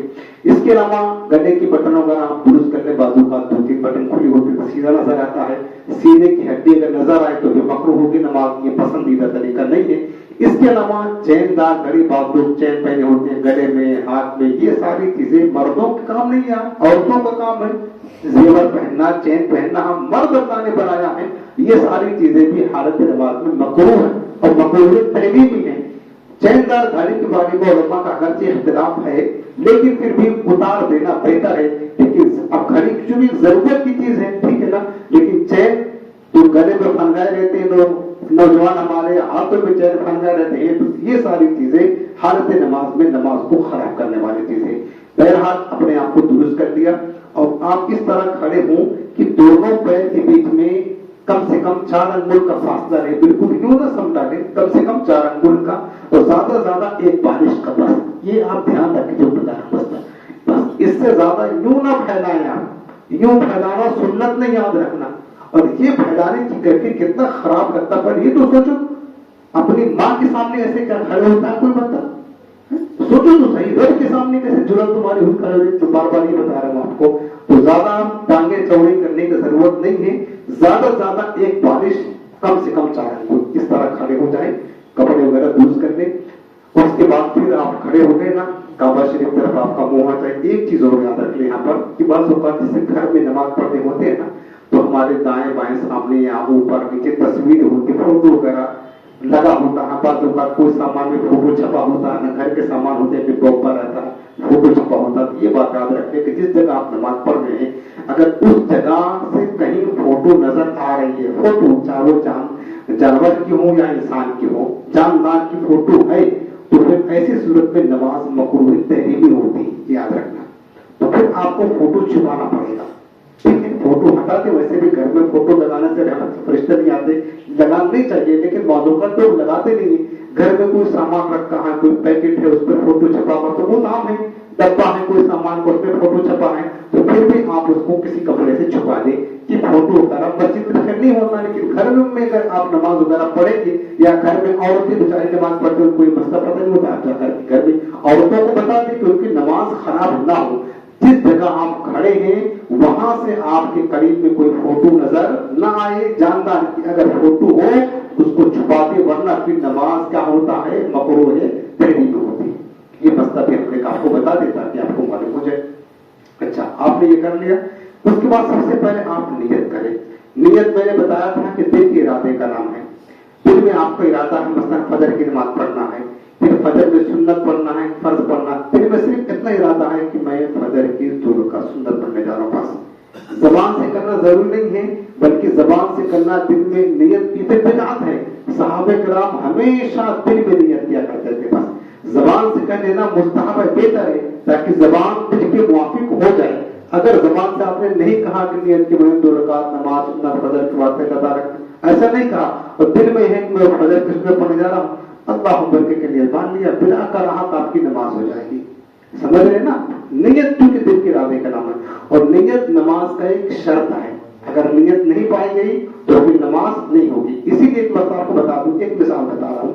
मतलब आपको जोहर की नमाज पढ़नी है 4 रकात फर्ज, ठीक है ना। जोहर की नमाज पढ़ने, दिन में आपने वजू किया, दिल में इरादा किया जोहर की नमाज पढ़ने जा रहा हूँ। अब जल्दी में वजू करके आए, अजय के इमाम साहब रुकू में जाना, नियत की मैंने 4 रकात नमाज पढ़, अल्लाहु अकबर, जल्दी में आपने जोहर के बजाय असर कह दिया। जबान पे असर है, और नमाज कौन सी पढ़ने आए थे, जोहर की, तो कौन सी नमाज होगी, जबान पे कहा असर, जल्दी में कहते में चाहे अल्लाहु अकबर, और दिल में क्या है, जोहर पढ़ने जा रहा हूं, तो जो दिल में है वही होगी। असर अगरचे जबान से निकला है, लेकिन उसका इत्तेफाक नहीं किया जाएगा, क्योंकि नियत दिल के इरादे का नाम है, दिल में जोहर की है तो वही होगी। इसलिए मैंने बताया कि दिल में ये नियत आपको काफी है। उसके बाद आपने नियत कर लिया ना, नियत करने के बाद आप नियत में 2 चीजें थे, एक तो किस वक्त की नमाज पढ़ना है, कौन सी नमाज पढ़ना है, फर्ज, वाजिब, सुन्नत, नफिल, ये 2 चीजें दिल में रखना जरूरी है। किस वक्त की, जोहर की है, असर की है, और उसके बाद कौन सी है, ठीक है, कौन सी सुमरा, फर्ज है कि सुन्नत है कि नफिल है, یہ دو چیزیں دل میں حاضر رکھنا ہے۔ اس کے بعد پھر آپ کو تکبیر تحریمہ کہنی ہے۔ تکبیر تحریمہ کہتے ہیں وہ تکبیر جس کو ہم کہتے ہی جتنی چیزیں حلال تھی سب حرام ہو جاتی ہیں۔ کہتے ہیں نا اللہ اکبر، ہاتھ اٹھا کر کہتے ہیں نا، اس کا مطلب کیا ہے؟ ہم اللہ کے حضور چلے گئے، ہم نے ہر چیز سے ہاتھ اٹھا دیا، بھائی ہم سے کوئی مطلب نہیں ہے، اب تو ہم رب کے حضور کھڑے ہو گئے۔ اور تکبیر تحریمہ آپ نے اس سے پہلے کھانا حلال تھا، بات کرنا حلال تھا، سب حلال تھا، اور جیسے آپ نے اللہ اکبر کہا اب بات کرنا حرام ہو گیا، کھانا حرام، پینا حرام، سلام و کلام سب حرام ہو گیا۔ اس وجہ سے اس کو تکبیر تحریمہ کہتے ہیں، ٹھیک ہے نا۔ تکبیر تحریمہ یہ نماز کا فرض بھی ہے، شرط بھی ہے، دونوں چیزیں، یعنی اگر یہ نہیں کہیں گے تو نماز نہیں ہوگی۔ اب میں آپ کو غلطی بتاؤں کہاں کرتے ہیں، یہ میں نے بس بھی کافی بتایا ہے کئی لوگوں کو، اور پھر ہم کو بعد میں کئی لوگوں نے بتایا یہ بات بھی، یار ہم تو کبھی کہتے ہی نہیں تھے۔ یہ بس آپ کو بتا دے رہا ہوں جو غلطیاں لوگ کرتے ہیں کہ دیکھیں تکبیر تحریمہ یعنی اللہ اکبر کہہ کے نیت باندھنا یہ شرط بھی ہے، فرض بھی ہے۔ اچھا، اس کا حکم یہ ہے کہ اتنی تیز لفظ اللہ اکبر کہے کہ خود اپنے کان سے سن لے، کیا کرتے؟ خود کان سے سن لے، اگر نہیں خالی منہ میں کہہ دیا، سنا ہی نہیں، خود نہیں سنا، یا بس یوں خالی ہاتھ اٹھا کر یوں کر دیا۔ اور کئی لوگ ایسا کرتے ہیں میرے عزیز، ہمارے پاس یہ رپورٹ آئی، کئی لوگ ایسا کرتے ہیں کہ اللہ اکبر زور سے نہیں کہتے، نہیں اتنا تیز نہیں کہتے، خوش کے بس کیوں، یا دھیرے سے کہتے منہ دھیرے پادری کا۔ یاد رکھنا میرے پیارے، اتنی تیز تکبیر تحریمہ کہنا فرض ہے کہ خود سن سکے، اگر اتنی تیز نہیں کہی، دھیرے سے کہی کہ خود نہیں سن چکا، یا منہ میں کہہ کے کہ نیت باندھ لیا، اس کی نماز ہی شروع نہیں ہوگی۔ نماز ہونے کی دور کی بات ہے، وہ خالی اٹھی بیٹھی کر رہا تھا، سجدہ رکوع سجود جو کر رہا نا، یہ پریکٹس کر رہا، سرکت وہ کر رہا ہے، ایکسرسائز کر رہا، نماز نہیں پڑھ رہا ہے، نماز شروع نہیں ہوگی۔ اس معاملے میں ہم نے یہ دیکھا ہے لوگ بہت غلطیاں کرتے ہیں، بہت سارے لوگوں کو معلوم ہے، ہم کو لوگ بتاتے رہتے ہیں، جب ہم مسئلہ یہ بتاتے ہیں نا تو کافی لوگ کہتے ہیں ہم تو کبھی کہتے نہیں زبان سے اللہ پر زور دے، ہم تو اسی نیت باندھا کرتے تھے، یعنی اب ساری زندگی اگر اس طرح نماز پڑھی تو ایک نماز بھی نہیں ہوگی، ایک نماز بھی نہیں ہوگی۔ اس لیے اس میں بھی لوگ غلطی کرتے ہیں۔ ہاں تو یہ مسئلہ یاد رکھنا کہ دیکھیں جیسے کہ رکوع میں جاتے ہیں اللہ پر کہتے ہیں، سجدے میں جاتے ہیں اللہ پر کہتے ہیں، اس کو کہتے ہیں تکبیرات انتقال۔ اگر آپ رکوع میں اللہ پر کہہ کے نہیں گئے، اللہ پر نہیں کہا تو یہ کہنا سنت ہے، تو نماز ہو جائے گی، آپ کی سنت چھوڑنے سے نماز ہو جاتی ہے۔ اگر آپ سجدے میں جا رہے ہیں اللہ پر کہتے ہوئے جانا، یہ جو رکوع سجدے میں اللہ پر کہتے ہیں نا جاتے، یہ جو تکبیرات ہیں اس کو تکبیرات انتقالات کہتے ہیں، یہ سنت ہے نماز میں۔ اگر یہ نہیں کہیں گے زبان سے تو بھی نماز ہو جائے گی، کوئی خرابی نہیں، خلاف سنت ہوگی لیکن نماز ہو جائے گی۔ لیکن شروع کی جو تکبیر ہے اللہ اکبر کہہ کے نیت باندھنا، اتنا تیز کہنا کہ خود سن سکے یہ فرض ہے۔ اگر اتنا تیز نہیں کہا اللہ اکبر، ہاتھ اگر کہ اٹھا لیا، اچھا یہ بھی یاد رکھنا کہ اللہ اکبر کہنا فرض ہے، شرط ہے، ہاتھ اٹھانا تو سنت ہے۔ اگر کسی نے ہاتھ نہیں اٹھایا اللہ اکبر تو بھی نماز ہو جائے گی، ہاتھ نہیں اٹھایا سنت ہے، یہ نہیں اٹھایا بس یوں کھڑا ہوا اللہ اکبر تکبیر تحریمہ میں تو بھی نماز شروع ہو جائے گی، ہو جائے گی۔ لیکن اگر اللہ اکبر نہیں کہا زور سے کہ خود سن سکے اور یوں ہاتھ اٹھا کر بس منہ میں کہہ دیا تو یاد رکھنا میرے پیارے بہت سخت مسئلہ ہے کہ نماز اس کی شروع نہیں ہوگی، ٹھیک ہے نا۔ یہ مسئلہ آپ سمجھ کے اس کو دھیان رکھنا۔ میں آپ کو اس لیے بتا رہا ہوں تاکہ آپ کی غلطی نہ ہو اور آپ کسی اور کو بھی بتا سکتے ہیں نا۔ اللہ اکبر کہہ کے نیت اپنے باندھ لی، یوں کر لی،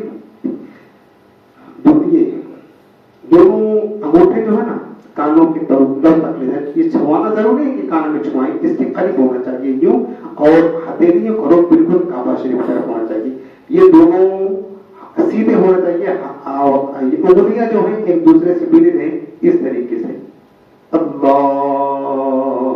اکبر ایسے کہیں۔ اب یہ جو مسئلہ ہم نے آپ کو بتایا، یہ مسئلہ کہ اللہ اکبر کہنا تکبیر تحریمہ میں زور سے، یہ چاہے آپ تنہا نماز پڑھیں تو بھی زور سے کہنا ہے، آپ جماعت کے ساتھ نماز پڑھیں تو بھی زور سے کہنا ہے، تو بھی جا کر آپ کی نماز شروع ہوگی۔ اللہ اکبر کہہ کے ناک کے نیچے ہاتھ باندھنا حنفی مسلک میں یہ سنت ہے، ناک کے نیچے باندھ دیں۔ اس کا طریقہ یہ ہوگا کہ 3 انگلیاں کلمہ کی بیچ کی اس کے بازو والی یہ آپ کلائی پہ رکھیں اور دونوں چھوٹی انگلی انگوٹھا اس سے آپ جو ہے نا اس کو دونوں کلائی کے ارد گرد کر لیں اور اس انداز میں آپ ہاتھ کو باندھ لیں. بعد لوگ یوں کھڑے ہوتے ہیں آرام سے, بہت تیز میں بھی کرتے ہیں. آپ دیکھیں گے نماز پڑھتے ہوئے پتا نہیں کیسے کبھی کافی لوگ یہاں باندھتے تو کافی یہاں باندھتے تو ویسے کرتے, کافی لوگ یہاں باندھتے ہیں یہاں کوہنیوں پر ہاتھ باندھتے ہیں, سنت نکال لیا معذرت, ایسے غلطی کرتے ہیں. ہم تو دیکھتے ہیں نا, آپ بھی دیکھیں گے میرے عزیزوں, آپ کو پتا چلے گا لوگ کتنی غلطیاں کرتے ہیں. سنت کے مطابق نماز نہیں پڑھتے ہیں تو نہ یہاں باندھنا نہ یہاں باندھنا, بس آپ کو جو طریقہ بتائے سنت کے مطابق اس کے مطابق کریں تاکہ ہماری نماز اللہ کی بارگاہ میں قبول ہو جائے. آپ محنت کر رہے ہیں, وقت دے رہے ہیں تو چاہتے ہیں نا کہ اس کا پھل ملے, اس کا ثواب ملے, تو اسی وقت ملے گا جب آپ صحیح پڑھیں گے.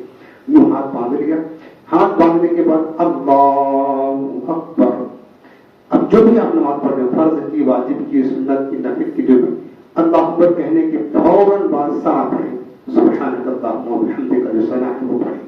ثنا سے پڑھیں تو اعوذ باللہ من الشیطان الرجیم بسم اللہ الرحمن الرحیم. ثنا کے بعد پڑھیں گے, پہلے نہیں. اور بسم اللہ پڑھ کے سورہ فاتحہ پوری پڑھیں. اس کے بعد سورہ فاتحہ ربانین آمین آہستہ کہیں گے. آمین کہنے کے بعد پھر بسم اللہ پڑھ کے جو سورت آپ کو یاد ہے وہ سورت آپ پڑھ لیں. بسم اللہ پڑھ کے وہ سورت پڑھ لیا. اب ایک رکعت ہو گئی. آپ ایک جگہ اور کہاں غلطی کرتے ہیں, آپ کو میں بتا دیتا ہوں.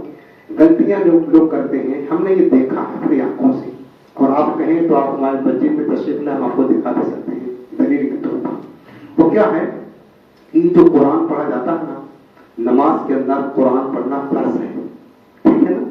قرآن اس کو قراءت نماز کا ایک فرض ہے, اور قراءت کرنا تو فرض ہے. سورہ فاتحہ پڑھنا واجب ہے. سورہ فاتحہ کے بعد کوئی سورت ملانا یا 3 آیت ملانا یہ کیا ہے, واجب ہے, ٹھیک. اور قراءت کرنا تو فرض ہے.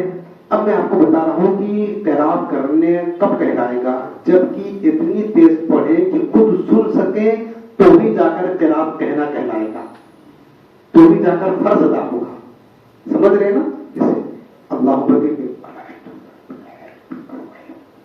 دھیرے دھیرے پڑھ رہے ہیں تو دھیرے دھیرے پڑھیں, کم سے کم اتنا تیز پڑھیں کہ آپ اپنے کان سے سن سکیں. زیادہ تیز نہیں پڑھنا ہے, اتنا تیز تو ضروری ہے پڑھنا کہ خود اگر کوئی شور خود نہ ہو تو انسان بہرا نہ ہو تو خود سن سکے. اتنا تیز پڑھنا فرض ہے. اگر اتنا تیز پڑھیں گے خود سن سکے تو ہی جا کر قراءت کا فرض ادا ہوگا, صحیح, تو ہی فرض ادا ہوگا. ورنہ ہم نے دیکھا ہے میرے عزیزوں کئی لوگوں کے, اگر کہ بار بار مسئلہ بتاتا بھی رہتا ہوں, ہم نے کیا دیکھا ہوا ہے, آج بھی لوگ کرتے ہیں اللہ اکبر کے بعد باندھا, وہ پوری رکعت میں منہ بند ہے ان کا, ہونٹ تک نہیں ہلتا, ہونٹ تک. تو تب کیسے پڑھتے ہو؟ اگر پڑھے گا انسان کچھ نہ کچھ ہونٹ تو ہلے گا نا, یوں پوری رکعت ہونٹ نہیں ہلا, رکوع میں چلے گئے, ایسے نماز پڑھ لیں. ہاں میں نے دیکھا, سب نہیں کرتے لیکن بہت سارے لوگ ایسے کرتے ہیں, ہونٹ تک نہیں ہلتا. اچھا بعض لوگ پڑھتے ہیں لیکن وہ اپنے من کے اندر پڑھتا, اتنی تیز آواز نہیں نکالتے کہ ان کے کان سن سکے. یہ دونوں طریقہ سے اگر نماز پڑھا ہے اس کا مطلب یہ ہے کہ قراءت جو فرض تھا اس کو چھوڑ دیا, اور نماز میں اگر فرض چھوڑ گیا تو نماز نہیں ہوگی. یہ دھیان رکھنا مسئلہ. ایسا لوگ غلطی کرتے ہیں. قراءت کرنا فرض ہے, اتنا تیز فرض ہے کہ خود سن سکے, تو یہ غلطی آپ نہیں کرنا, ٹھیک. میں نے بتا دیا کئی لوگ غلطیاں کرتے دیکھتا ہوں, دل کرتا کر بیچارے محنت بھی کر رہے ہیں, ان کی نمازیں ضائع ہو رہی ہیں, برباد ہو رہی ہیں, اللہ اس کے رسول کے مطابق نہیں پڑھ رہے. بہرحال آپ نے جب صورت ملا کر لی, اب اس کے بعد پھر آپ نے ایک رکعت مکمل کر لی. اب آپ کو اللہ اکبر کہتے ہوئے رکوع پہ جانا ہے. اللہ اکبر.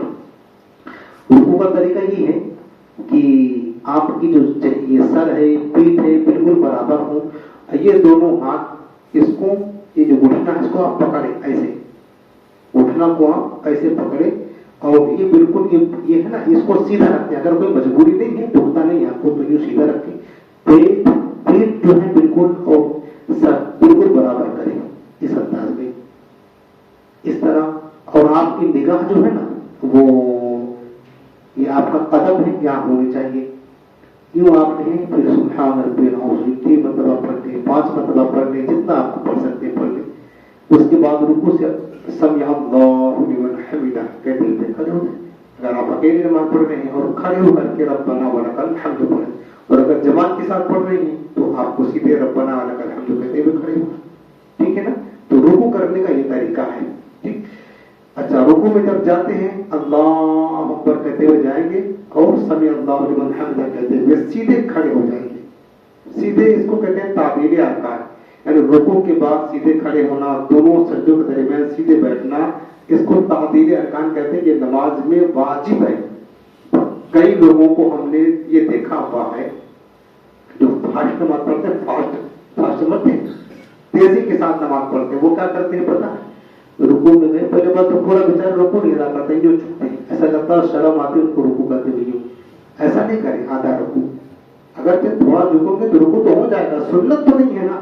आपको अल्लाह ने ताकत दी है तो पूरा रुकू करें, पूरा रुकू है पीठ बिछा देना। अगर थोड़ा भी झुक जाएगा तो फर्ज अदा हो जाएगा, फर्ज अदा हो जाएगा, जब वो सुन्नत अदा नहीं होगी। सुन्नत क्या, पूरा पीठ बिछा देना। तो बाद लोग क्या करते हैं, यूं जाते हैं, उसके बाद समी अल्लाह पूरा खड़े होते हैं, पूरा सजदे में इतना आफत उनको रहती है बेचारे को, खड़े होने की जहमत गवारा किए बगैर सजदा कर लेते हैं। याद रखना मेरे अजीजों, ये सब आज अच्छा लग रहा है, मरने के बाद बहुत महंगा पड़ेगा। एक भी नमाज का सवाब नामा अमल नहीं होगा। आज बहुत अच्छा लग रहा करते हुए लोगों को देखा है।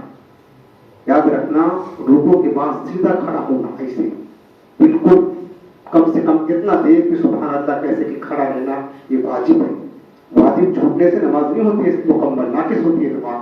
तो जहां जितना जल्दी हो, अगर ज्यादा जल्दी है आप रुकू में 3 बार के बजाय 1 बार सुभान रब्बिल अज़ीम कहते चलेगा, कोई मसला नहीं। अगर आपको ज्यादा जल्दीबाजों का जल्दी होती है नमाज पढ़ने में, तो 3 के बजाय 1 बार सुभान रब्बिल अज़ीम कह दी, वो चलेगा। लेकिन रुकू के बाद खड़े होने में कोताही ना करें, सीधे खड़े हो जाए और खड़े होकर के फिर आप अल्लाह अकबर कहते हुए सजदे में जाए। अब मैं पहले सजदा करता हूँ, वो आप देखें। उसके बाद सजदे में जो लोग गलतियां करते हैं, बहुत खराब गलतियां करते हैं, वाजिब और फर्ज दोनों छोड़ते हैं, वो उसकी निशानदेही करता हूँ। वो बहुत ज्यादा लोग ये करते हैं, वो आप दुरुस्त कर लें। उसके बाद इंशाअल्लाह फिर हो ही जाएगा मुकम्मल नमाज का तरीका, वही जो जरूरी चीजें तो वो मैं आपको बता दे रहा हूँ। सजदे में कैसे जाएंगे, सजदे में जाएंगे आप रुकू से सीधे खड़े हो गए, अल्लाह अकबर कहते हुए घुटने पर हाथ रखेंगे। और याद रखना कि ये कपड़ा ऊपर उठाएंगे नहीं, फिर मैंने शुरू में मतलब बता कि नमाज पकड़ हो गया आपकी। ये अल्लाह अकबर कहते हुए सबसे पहले दोनों हाथ घुटने पर रखते हुए जाएंगे। सबसे पहले दोनों घुटना जमीन पर रखेंगे, ठीक। उसके बाद फिर दोनों हाथ जमीन पर रखेंगे, ठीक। उसके बाद फिर ये नाक रखेंगे, सबसे आखिर में पेशानी रखेंगे, समझ रहे ना। अल्लाह अकबर कहते हैं ये जो है ना, ये जो आप सजदा करें बहुत मोटा है। याद रखना, सजदे की हालत में बाज़ औक़ात लोग आसानी के लिए कालीनें मोटी मोटी बिछाते हैं मस्जिदों में। अरब कंट्री में तो बहुत ज्यादा आम है, यहाँ भी कई मस्जिदें में होती है, मैंने देखा मोटी मोटी कालीनें बिछाते हैं ताकि लोग आसानी के साथ नमाज पढ़े। हालांकि आसानी क्या है, उनकी नमाजें बर्बाद होती है। क्यों? देखिए, सजदा असल चीज पेशानी और नाक की हड्डी जमीन पर लगाना, ये सजदे की हकीकत है। पेशानी की जो हड्डी है ना, यदि अच्छी तरह पेशानी जम जाए, ये तो फर्ज है। और नाक की हड्डी जो है ना, ये भी जमीन पर जम जाए, ये वाजिब है, समझ रहे। जब जमीन सख्त होगी आप लगाएंगे तो जम जाएगी। और अगर गद्दा है, गद्दा, तो आप जितना दबाते जाएंगे दबता जाएगा, यानी करार नहीं मिलेगा। मोटा घर गद्दा है, मोटी चीज है, नरम है, तो आप क्या होगा, आप दबाते जाएंगे दबता जाएगा, दबाते जाएंगे, यानी जमेगी नहीं ना हड्डी पेशानी नाक की, और ना पेशानी की ना नाक की, दबेगी नहीं। तो इसीलिए ऐसी नरम चीज पर कि अगर पेशानी और नाक की हड्डी जमते नहीं है तो सजदा ही नहीं अदा होगा। और सजदा नमाज का फर्ज है, जब सजदा नहीं अदा हुआ तो नमाज अदा होगी नहीं, अदा होगी। इसी वजह से मेरे अजीजों, मोटी कालीनों पर हमारे फुकहा ने नमाज पढ़ना मना किया हुआ है। ये जो मैं यहाँ दबा रहा हूँ ना, तो मुश्किल से भी तो मैंने खाली देखा ये दब नहीं रहा है, इतना मोटा। तो देखो यहाँ भी ये गलती देखो, ये कितना मोटा फॉर्म बिछाया है, उसके ऊपर ये बिछाया है, उसके ऊपर ये बिछाया है, तो कहाँ से दे देंगे बताएं। यानी हमको इतनी परेशानी होती है, अवाम जो मसला पता नहीं होता, वो तो खाली वो ठक ठक सर मारते हैं, बस उनको तो पता नहीं होता मसला है कि हाँ पेशानी अच्छी तरह जमाएं, नाक की हड्डी जमाएं तो जाकर सजदा आता होगा। अच्छा, मस्जिदों में लोग समझते हैं कि लोगों को आसानी के लिए मोटी मोटी बिछा देते हैं। हम जब हैदर खान मस्जिद आए थे ना नमाज पढ़ाने के लिए, हमने देखा था इतना मोटा कालीन बिछा हुआ था, इतना मोटा। एक दिन हम तो मुसल्ले, हमारा मुसल्ले में जो इमाम साहब का होता है ना, मैं बता रहा हूँ मिसाल लोगों का, कि अलग से इतना मोटे कालीन थी, उसके ऊपर मुसल्ला बिछा हुआ था। हमने पहला ही सजदा किया, चेक किया पहले मोटा है, तो पेशानी सही जम नहीं रही थी, दबाने के बावजूद भी मुश्किल से, तो पहले दिन तो उसको मैंने अपना साइड करके रख दिया, खाली मुसल्ला बिछाना। वो जो नीचे मोटे कालीन बिछा था ना, वो तो हटा दिया। मुसल्ला आज तक उसी पर पढ़ता हूँ और मैं कोशिश करता हूँ कि खाली जमीन पर नमाज पढ़ूं, अवसर है। तो उसके बाद पीछे जो मतलब मोटी मोटी वो लोगों के लिए, मुसल्लियों के लिए चटाइयां बिछी थी, वो भी कालीन थी। एक तो मुझे इत्तेफाक हुआ उस पर नमाज पढ़ने का, देखा कितना मोटा कि सही तरीके से पेशानी जमी नहीं रही थी। तो हमने कहा लोग कैसे नमाज पढ़ते होंगे, कैसे जमाते होंगे, तो नमाज ही खराब है। लोग आसानियों के लिए अपनी नमाजें बर्बाद कर रहे हैं। अब भाई हमारी वजह से तो शरीयत का हुक्म नहीं बदलेगा, हमारी वजह से शरीयत का हुक्म तो नहीं बदलेगा। हमारी आसानी के लिए ये हुक्म हुज्जत नहीं, पेशानी न जमा नहीं हो सकता है। खैर मैंने ट्रस्टियों से बात करने का ऐसा मसला है, नमाजें खराब होगी, लोगों की कोई फर्क नहीं मिलेगा। तो बेचारे उन्होंने समझदार से हमारी बात मान लिया और वो कालीन सारा समेट करके कला रख दिया, और नरी जो पत्ती होती है ताकि अच्छी तरह से उड़े, अल्लाह की रहमत से उस वक्त से बिछा तो आज तक बिछा हुआ है। तो मैं ये बता रहा हूँ, ये भी बराबर में तो लोगों को मसले पता नहीं होते हैं। बहरहाल मैं आपको मसला बता दे रहा हूँ कि अगर बहुत मोटी चीज है, नरम है, कि आप अगर पेशानी और ये नाक दबाएं तो जमे नहीं, दबती जाए, फिर दबाएं, फिर दब जाए, तो फिर याद रखना ऐसी चीज पर सजदा करना जायज नहीं है। सजदा करेंगे, पेशानी नाक की हड्डी नहीं जमेगी तो सजदा नहीं होगा, सजदा नहीं होगा तो नमाज नहीं होगी। ये आपकी शरीयत का हुक्म है, वो मैंने आपको बता दिया, ठीक है ना। यहाँ मैं दबा रहा हूँ तो मुश्किल से हमको लग नहीं रहा कभी। बहरहाल ये मैंने सजदा कहीं बता, एक मसला का ये ध्यान रखना है, आप कहीं भी नमाज पढ़े इस चीज का ख्याल रखें कि अच्छी तरीके से पेशानी नाक की हड्डी को जमाए जमीन पर, ताकि आपका सजदा अदा हो। एक तो ये दुरुस्त करना है। दूसरा ये कि जब आप सजदे करेंगे ना, तो ये बाजू का इसको बिछा देते हैं, ये बिछाना देखें, यानी हथेली जो है ना, ये जमीन पर बिछाना, ये औरतों के लिए है, मर्दों के लिए नहीं है। मर्दों के लिए कि हथेली, ये जो कलाई है ना, इस जमीन से ये उठी रहेगी, है ना, और उंगलियां बराबर रहेगी। ये जो कान सजदे की हालत में कान की लोग के सामने ही ये दोनों अंगूठे हाथ रखेंगे, उंगलियां सजदे में मिली रहेंगी, ठीक है ना, फैलती नहीं रहेगी, ना कुशादा रहेगी, बिल्कुल मिलाकर रखेंगे। और क्या कहते हैं कि ये कलाई जो है ना, ये जमीन से उठी रहेगी, कलाई जमीन से उठी रहेगी, और ये कलाई इस बाजू से भी दूर रहेगा। देखो मैं सजदा करता हूं, आप देख ले, इस तरीके से, इस तरीके से ये आगे की तरफ को सजदा है, और पेशानी और क्या कहते हैं कि नाक की हड्डी अच्छी तरह जमीन पर आप जमा लेंगे, ठीक, इस अंदाज में सजदा करेंगे। एक गलती तो ये पेशानी वाली ये करते हैं, दूसरी जो इससे बड़ी गलती करते हैं वो क्या हो, मैं आपको बता रहा हूं, सबसे ज्यादा गलती करते हैं।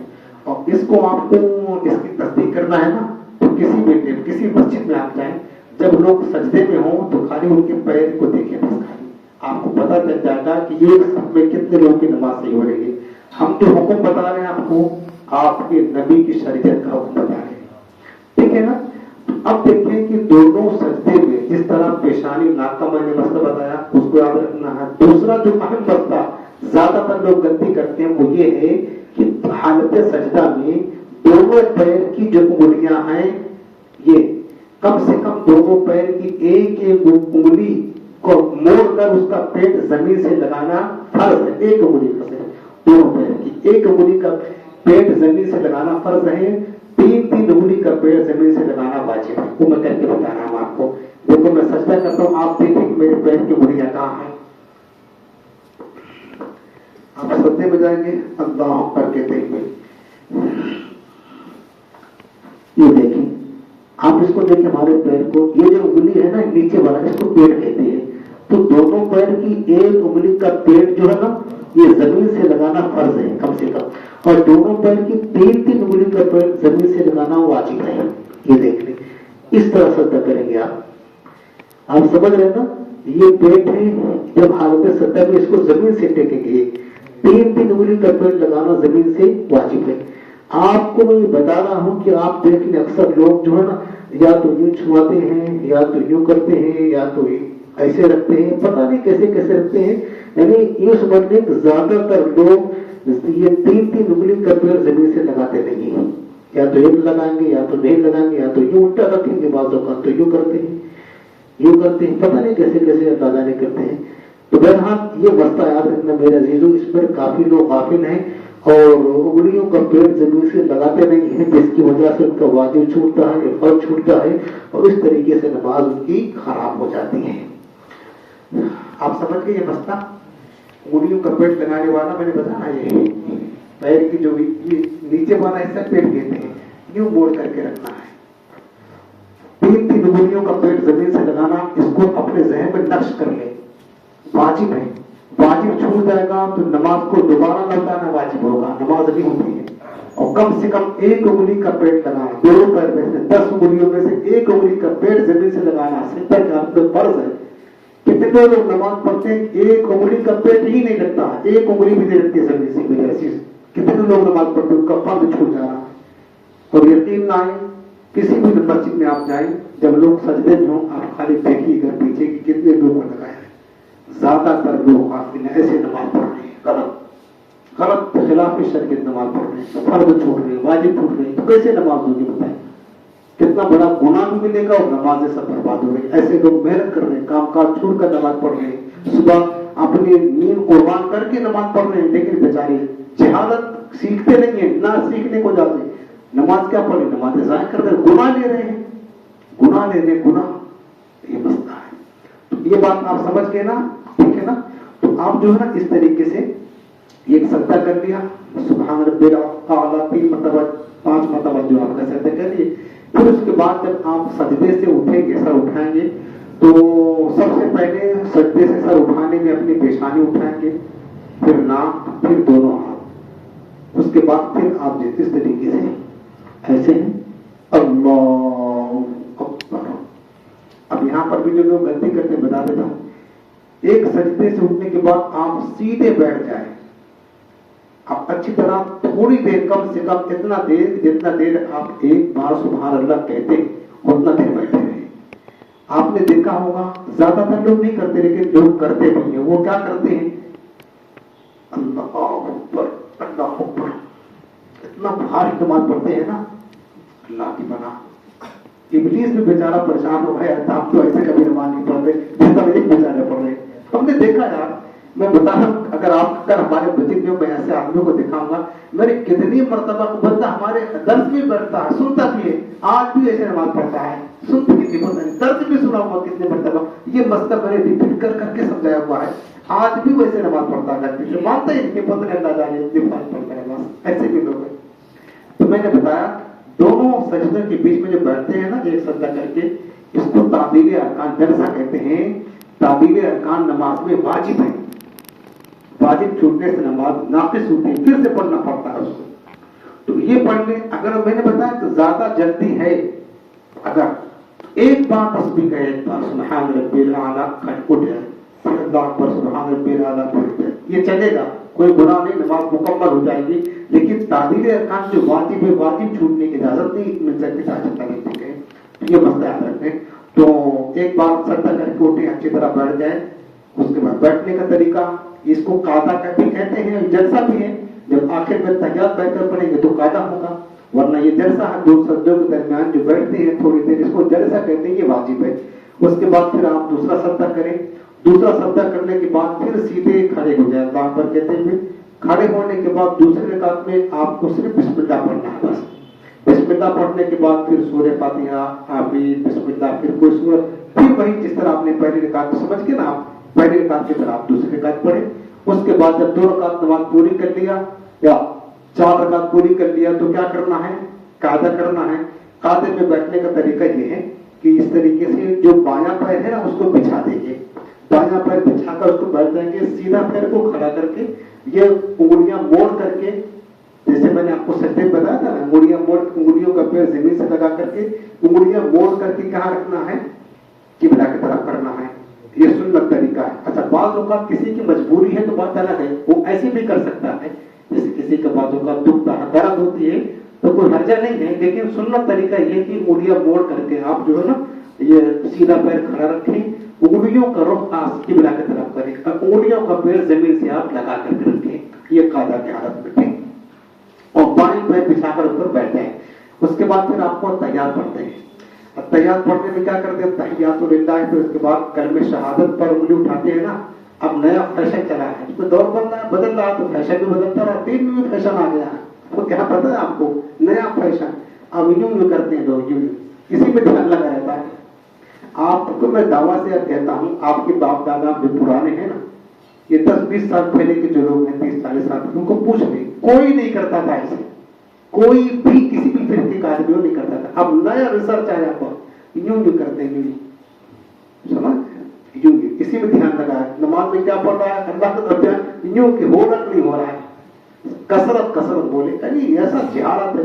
اگر لوگ دیکھی دیکھا، دوسروں کو دیکھی دیکھا عمل کرنا شروع کر دیتے ہیں، ایسی جہالت چھائی ہوئی ہے، اتنی غلطیاں ہیں۔ یاد رکھنا میرے عزیزوں، نماز کی حالت میں ہر چیز کا رخ کعبہ شریف طرف ہونا چاہیے، جہاں تک جیسے ہم اتحیات پڑھ رہے ہیں نا، انگلیوں کو رکھ کدھر ہے؟ کعبہ طرف ہے نا، اسے ہم نے انگلیاں موڑ کر بھی رخ کیا کعبہ طرف، چہرہ کعبہ طرف، ہتھیلی اٹھاتے ہیں، ہر چیز کا قبلہ کعبہ ہے، انگلیوں کا رنگ بھی کعبہ کی طرف ہونا چاہیے۔ اب ہم تیار پڑھتے ہیں، جب کلمہ شہادت پر انگلی اٹھاتے ہیں، اشہد ان لا الہ الا اللہ، لا الہ الا، لا پہ اٹھانا ہے اور الا پہ گرا دینا۔ اس کا مطلب کیا ہوا؟ یہ کہتے ہیں اشہد ان لا الہ الا اللہ، میں گواہی دیتا ہوں کہ نہیں ہے کوئی معبود سوائے اللہ کے، اللہ کے سوا کوئی معبود نہیں، تو زبان سے تو گواہی دے رہے ہیں۔ ہماری بات یہ ہے کہ ہم اپنے ہاتھ کی انگلی سے اس بات کی گواہی دے رہے ہیں کہ میرا رب ایک ہی ہے، بس ہاتھ کی انگلی سے یہ گواہی دے رہے ہیں کہ میرا رب ایک ہی ہے، یہ گواہی، کوئی اللہ کے سوا۔ اب آپ نے اس کو کیوں اٹھایا تھا؟ جب آپ نے اشہد ان لا الہ الا اللہ گواہی دینے کے لیے، گواہی آپ نے دے دیا، پھر کیوں گرا دیا؟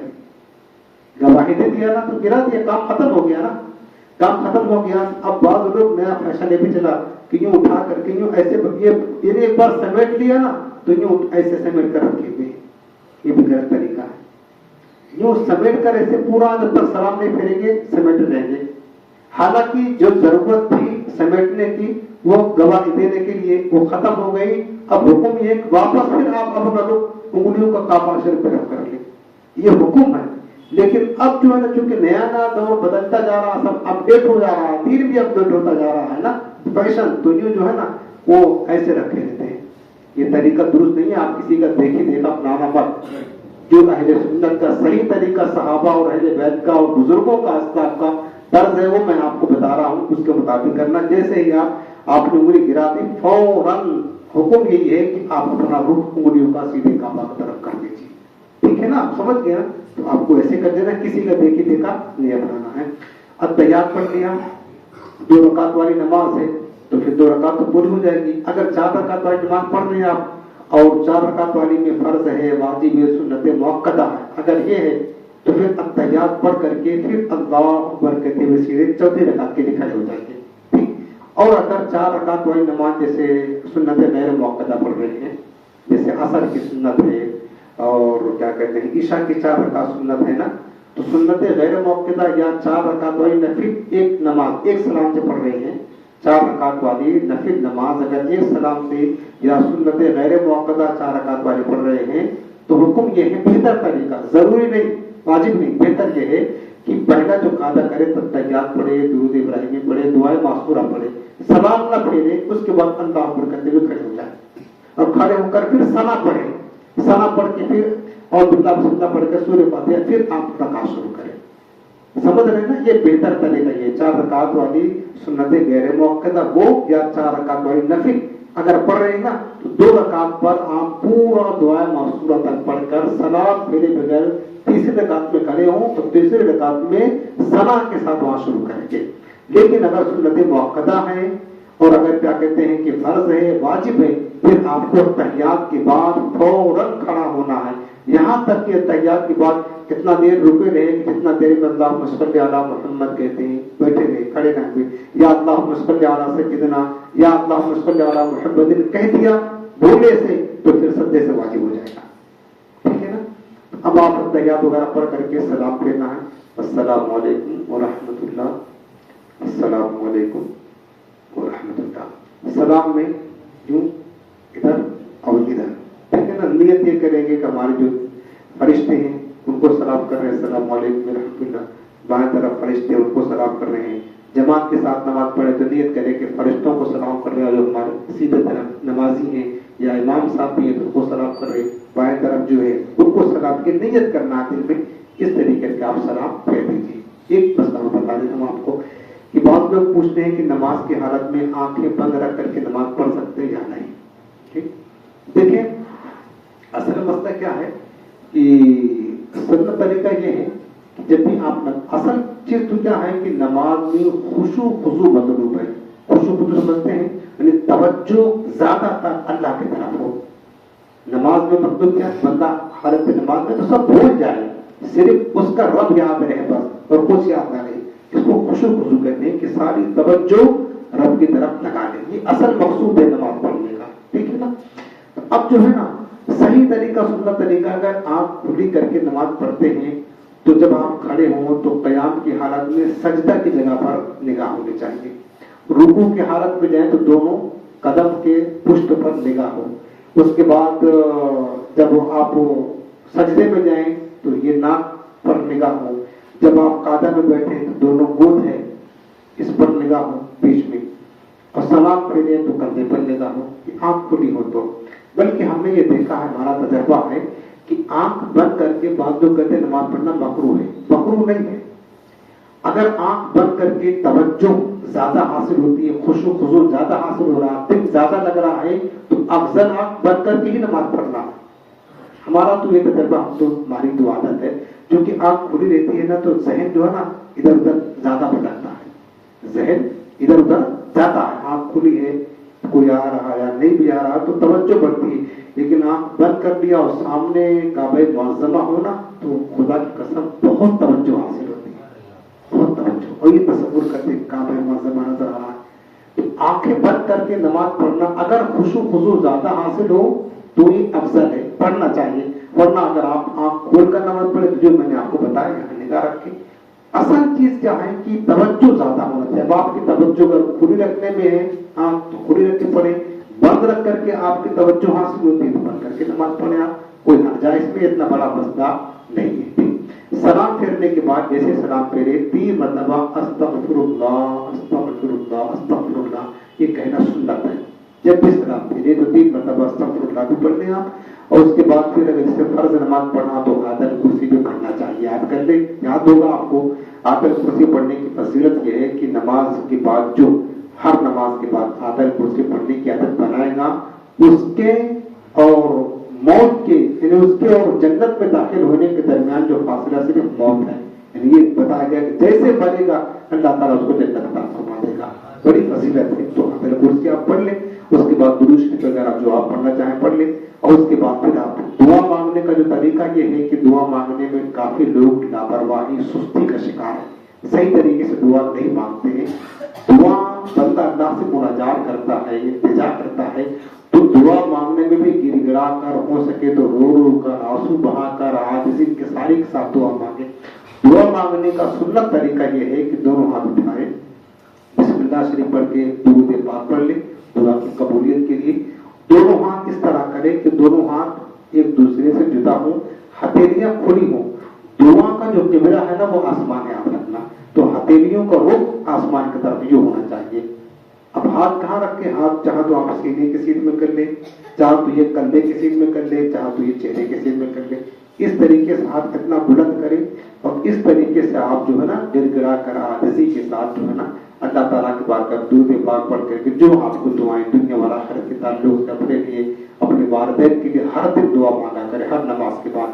اور کیا کہتے ہیں اپنے ساری امت مسلمہ کے لیے دعا مانگے. بہرحال دعا مانگنے کا طریقہ یہ ہے. بعض لوگ بڑے ایک دوسرے کے طریقے سے ہاتھ یوں رکھا, ہاتھ یوں رکھا, دعا کر رہے ہیں, یہ صحیح طریقہ نہیں. اللہ کی بارگاہ میں مانگ رہے ہیں دعا بے نیاز ظاہر کر کے مانگیں گے نہیں, عاجزی کے ساتھ میں جو سنت طریقہ ہے وہ مانگیں گے. تو انشاءاللہ تعالیٰ ہماری دعائیں قبول ہوگی. یہ میرے خیال سے جو مجھے یاد آیا ضروری چیزیں تھیں میں نے آپ کو بتا دیا ہے. اب آپ کو 2-4-10 منٹ کے لیے اگر کسی کو کچھ پوچھنا ہے یا سمجھنا ہو نہ سمجھ میں آیا ہو تو آپ پوچھ سکتے ہو, یا پھر سلام پڑھ کر کے محفل ختم کر دیں. آپ لوگ سمجھ گئے نا آج کی جو بات بتائی, آپ لوگ سمجھ میں آ گیا؟ اگر کسی کو کوئی بھی شبہ ہو شک ہو تو آپ بلا جھجک پوچھ لیں. سمجھنے میں کچھ رہ گیا ہو یا آپ کو کوئی اور مسئلہ مطلب پوچھنا ہو تو آپ پوچھ سکتے ہیں, انشاءاللہ بتا دیں گے. تھوڑی دیر کے لیے کافی ٹائم ہو گیا ہے, اس کے بعد پھر انشاءاللہ سلام پڑھ لیتے ہیں. السلام علیکم. حضرت یہ نماز تو الحمدللہ سیکھ لیا. نماز کے اندر جو نماز اذکار ہے جیسے تحیات پڑھی گئی اس میں تحیات کر دیا بنا مخرج کے اگر نماز پڑھی تو اس کا معاملہ ہے. یہ تو بہت بڑا مسئلہ ہے. الحمدللہ اصل میں دیکھیں یہ جو نماز کے ارکان ادا کیا یہ تو ایک دن میں 1 گھنٹے میں سیکھ لیں گے, یہ صحیح بھی ہو جاتا ہے. رہا معاملہ قرآن عظیم کو مخرج کے ساتھ پڑھنا یہ بھی اہم فرض ہے. نہیں آپ جو سمجھ لیں جیسے قرآن پڑھنے کا جو طریقہ ہے الحمدللہ رب العالمین, آپ کو پتا ہے جو قرآن پڑھے ہا اور ہا دونوں ہوتا ہے, قاف اور کاف دونوں ہوتا ہے, سین اور شین دونوں ہوتا ہے. دونوں کا معنی الگ الگ ہے. سین جو بغیر نقطے کے اس کا معنی الگ ہے, شین کا معنی الگ ہے. اب قرآن عظیم کو تجوید کے ساتھ حروف کی ادائیگی کے ساتھ درست مخارج کے ساتھ ایک ایک حرف کا صحیح مطلب ہے وہ نکلے, یہ پڑھنا فرض ہے. یاد رکھنا یہ پڑھنا فرض ہے, کیونکہ اگر اس طریقے سے نہیں پڑھیں گے تو پھر مثلاً قل هو اللہ احد ہے تو قل هو اللہ احد پڑھ دیا معنی فاسد ہو جائے گا. جب معنی فاسد ہوتا تو نماز بھی فاسد ہو جاتی ہے. یہ سیکھنا بھی ہر مسلمان پر فرض ہے. لیکن اب یہ ایسا مسئلہ ہے قرآن عظیم کا سیکھنا, یہ نہ 1 گھنٹے میں سیکھا جا سکتا ہے, نہ 1 دن میں, نہ 2 دن میں, نہ 4 دن میں, بلکہ اس کے لیے وقت لگے گا سیکھنے میں. لیکن سیکھنا چاہیے, ضروری ہے سیکھنا. تو یہ جو قرآن عظیم ہے جو پڑھتے ہیں نماز میں یا کیا کہتے ہیں جو نماز میں اذکار ہیں, تحیات ہیں, ثنا ہیں, تسبیح وغیرہ, ان تمام چیزوں کا درست مخارج کے ساتھ صحیح تلفظ کے ساتھ ہی ادا کرنا ضروری ہے. اگر غلط طریقے سے ادا کیا اور نماز مطلب معنی اس کا فاسد ہوا, بگڑا, تو پھر یاد رکھنا نماز بھی فاسد ہو جائے گی. حکم شریعت ہے یہ, اس لیے اس کو پیچھے بھی ہمیں ٹائم دینا چاہیے. حیبر خان مسجد میں تو خیر رمضان آنے والا ہے, 10 سے 11 مدرسہ چلتا ہے بڑے لوگوں کا, بالغان کا. تو اگر آپ چاہیں تو رمضان میں چھٹی ہو جائے گی, لیکن آپ چاہیں تو یہ بات بھی رمضان میں چالو کتنے بجے تراوی بات کا یا فجر کی بات کا اگر آپ رابطہ کریں تو صحیح تدبیر کے ساتھ حیدر خان مسجد مدرسہ بالغان کا ماشاءاللہ چالو ہے, آپ ہم سے رابطہ کر لیں تو آپ کو ہم پڑھا دیں گے. ہاں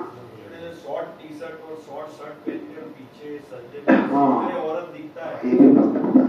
چلو میں یہ بھی بتا دیتا ہوں. اچھا وہ پوچھ لیا آپ نے, کافی لوگ ایسے ہیں بیچارے فیشن کے اپنے دادا ہے نا, وہ بالکل شورٹ پہنتے ہیں. صحیح بتا رہے بھائی, ہم نے دیکھا ہوا, وہ کیا کرتے ہیں پینٹ بھی سخت رہتی ہے بیچاروں کی, ٹی شرٹ چھوٹا پہنتے ہیں. وہ جب رکوع میں جاتے ہیں سجدے میں تو پیچھے کا جو صدر عورت ہے نا, صدر عورت ناک سے لے کر کے پورا صدر عورت ہے گھٹنے کے نیچے تک مرد کا, اور وہ ناک کے نیچے ان کا کھل جاتا ہے. تو صدر عورت تو نماز میں شرط ہے, اگر صدر عورت نماز کے حالت میں کھل جائے گا تو نماز ہی ختم ہو جائے گی, وہیں سے ٹوٹ جائے گی. نماز نہیں ہوتی ایسے لوگوں کی, اور گناہ گار بھی ہوں گے. صدر عورت کا کھولنا جو ہے نا کسی کے سامنے حرام, پھر اللہ کے گھر میں مسجد میں کھولنا کتنا بڑا گناہ ہے. لیکن بیچارے نماز باطل کر سکتے ہیں, نماز خراب کر سکتے ہیں, فیشن نہیں چھوڑ سکتے بیچارے, اتنے دن زیادہ ہے. نہیں, فیشن ہمارا نہیں چھوڑنا چاہیے. نماز چاہے چونے بھاگ میں جائے چلی جائے, کوئی پرواہ نہیں. ایسے مسلمان یہ گناہ ہوگی, نماز نہیں ہوگی, گناہ سے ملے گا. چلے اور کوئی مسئلہ. السلام علیکم. وعلیکم السلام.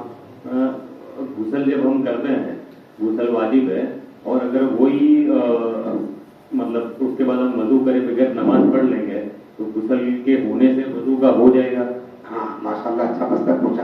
کافی لوگ جو ہے نا کیا کرتے ہیں, جیسے اب غسل کر لیا, غسل کرنے کے بعد پھر الگ سے وضو کر کے پھر نماز پڑھنے جاتے ہیں. یہ سنت نہیں ہے. سنت طریقہ یہ ہے کہ غسل کیا آپ نے, تو میں نے آپ کو پہلے بتایا تھا کہ دیکھو غسل کرنے کا طریقہ کیا ہے کہ سب سے پہلے سنت کے مطابق وضو کریں گے. اگر وضو نہیں بھی کیا، ڈائریکٹ غسل کرنا شروع کر دیا، تو وضو میں جو چیزیں دھونا فرض ہے غسل کریں گے تو ساری چیزیں ادا ہو جائیں گی. یعنی آپ نے صرف غسل کیا تو غسل کے ساتھ ساتھ آپ کا وضو بھی ہو گیا. وضو بھی اگرچہ نیت نہیں کریے تو بھی وضو ہو جائے گا.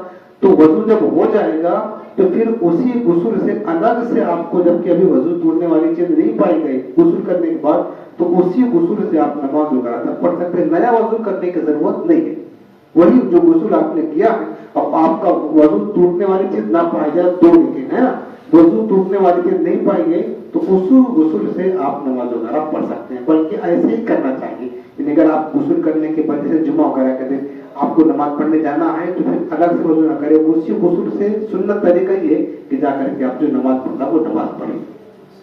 اور ایک بات اور ہے، جیسا آپ نے بتایا کہ سیرت کرنا تو جس میں کان تک آوازہ ہے وہ سنت نفل ہر ایک چیز کے لیے واجب ہے. سب کے لیے، سب کے لیے جو بھی نماز میں پڑھنا واجب ہے، فرض ہے، تو سب کے لیے اتنی تیز قرات کرنا، بلکہ پڑھنا وہی کہلاتا ہے اتنا تیز پڑھے کہ کان تک سن لے. چاہے وہ تسبیح پڑھنا ہو، اتحیات پڑھنا ہو، درود پڑھنا ہو، قرات کرنا ہو، پڑھنا مانا ہی وہی اس وقت جائے گا. جیسے مثلا طلاق کا معاملہ، انسان اپنی بیوی کو طلاق دیتا ہو جائے گی نا، لیکن اتنا تیز دے گا آواز میں کہ خود سن سکے تو ہی طلاق ہوگی. اپنے خالی ہونٹ ہلایا، آواز نہیں نکالا یا دھیرے نکالا کہ خود نہیں سن چکا، اگر جو 100 بار طلاق دے طلاق نہیں ہوگی. اتنا تیز کہے کہ خود سن سکے گا تو ہی جا کر کہو گی.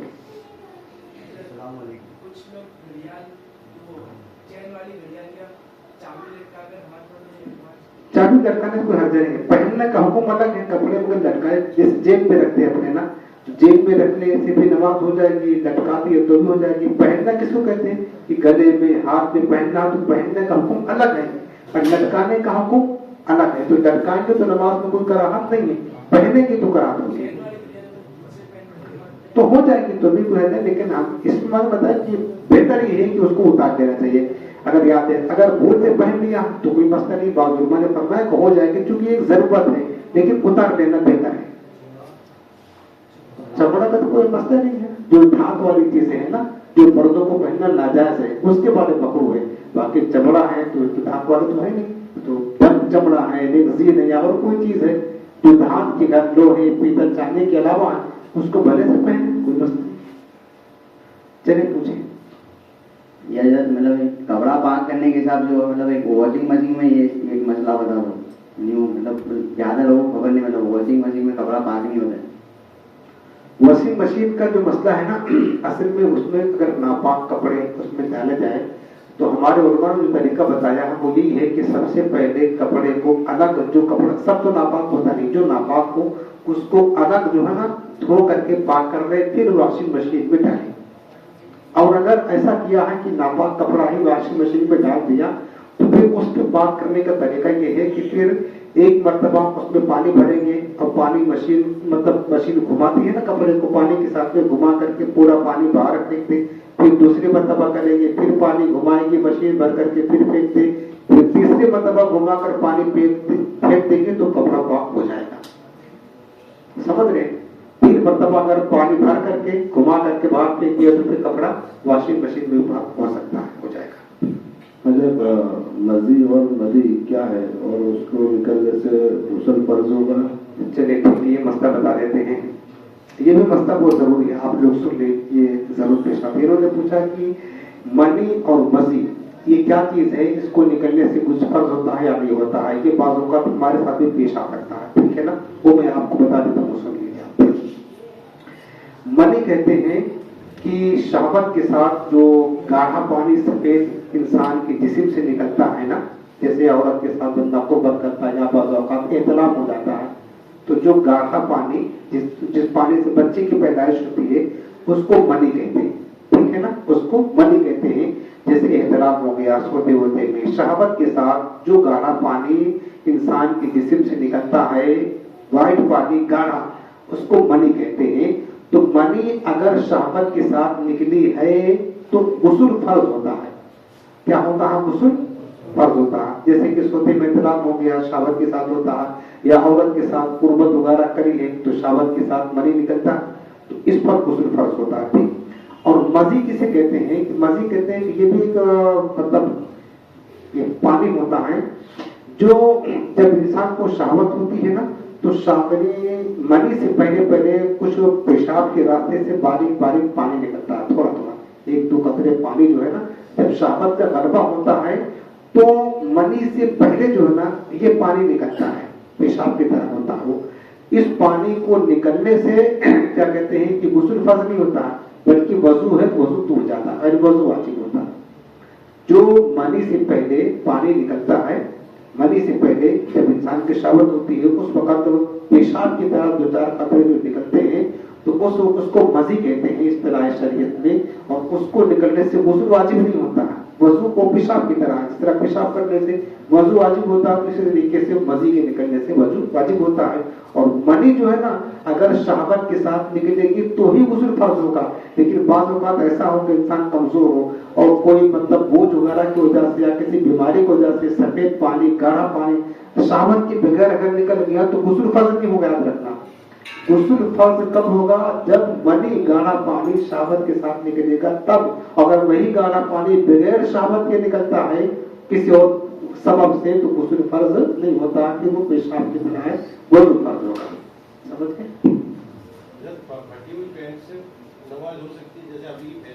ہاں فیشن میں آ گیا نا.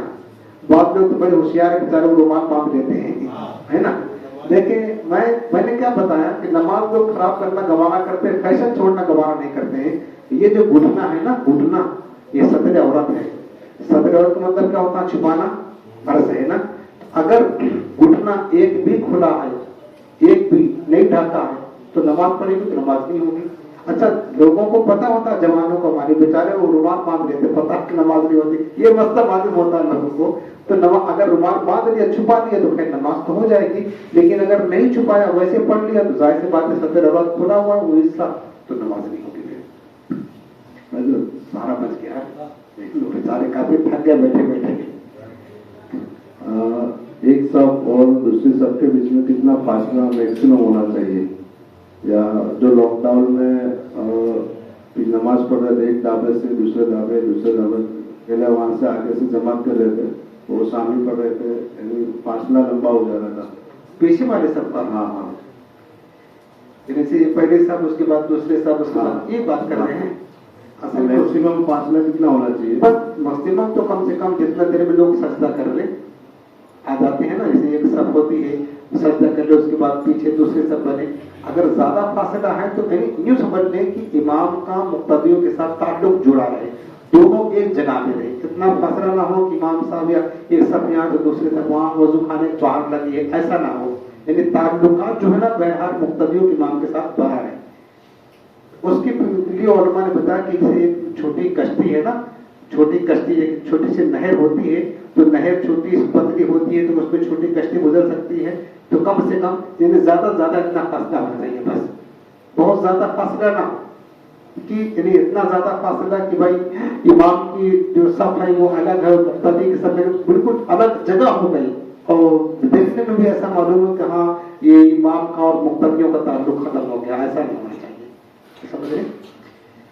چلیے اب کافی ٹائم ہو گیا، بیچارے کب سے بیٹھے ہم لوگ پڑھتے ہیں، سلام پڑھ لیں پھر دعا کر لیتے ہیں ماشاء اللہ.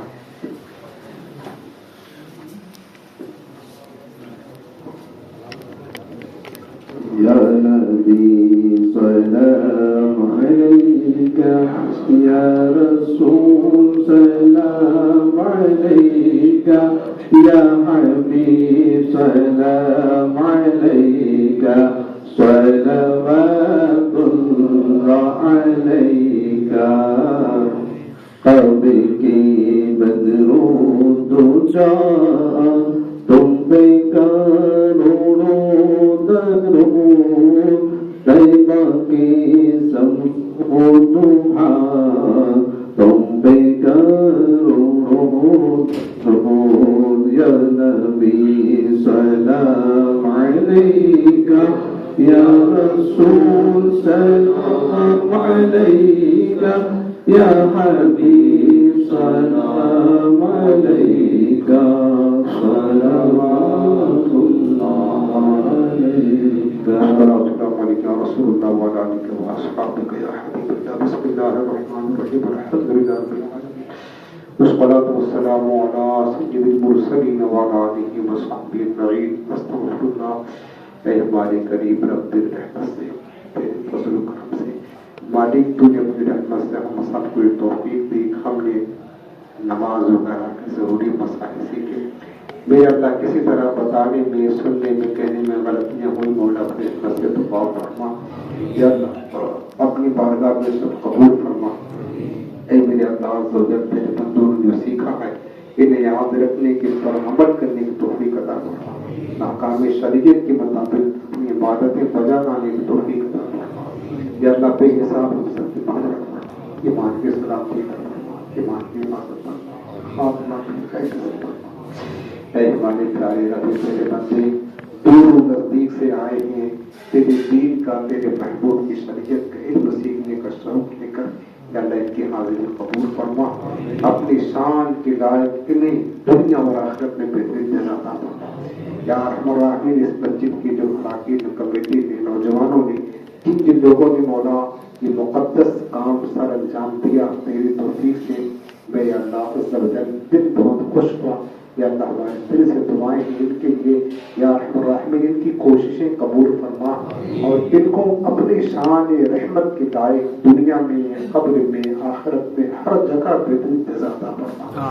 ان کی پریشانیاں دور فرما، ان کے جائز کاروبار میں بے پناہ برکتی نصیب فرما۔ یا اللہ انہیں ترقی عطا فرما، اور زیادہ خدمت دین کرتے رہنے کی توفیق عطا فرما۔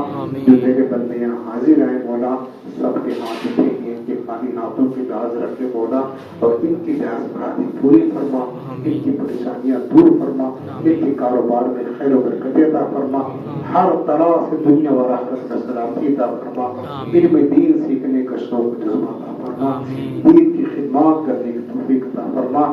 جن جن لوگوں نے اس کام میں حصہ لیا، نظر و نیاز کا اہتمام کیا، سب کی جائز دعائیں پوری فرما۔ کہتے رہتے ہیں تیرے بندے دعا کے واسطے کر دے پوری یا رسول ہر ایک کا صبر پورا۔ آمین بجاہ نبی کریم۔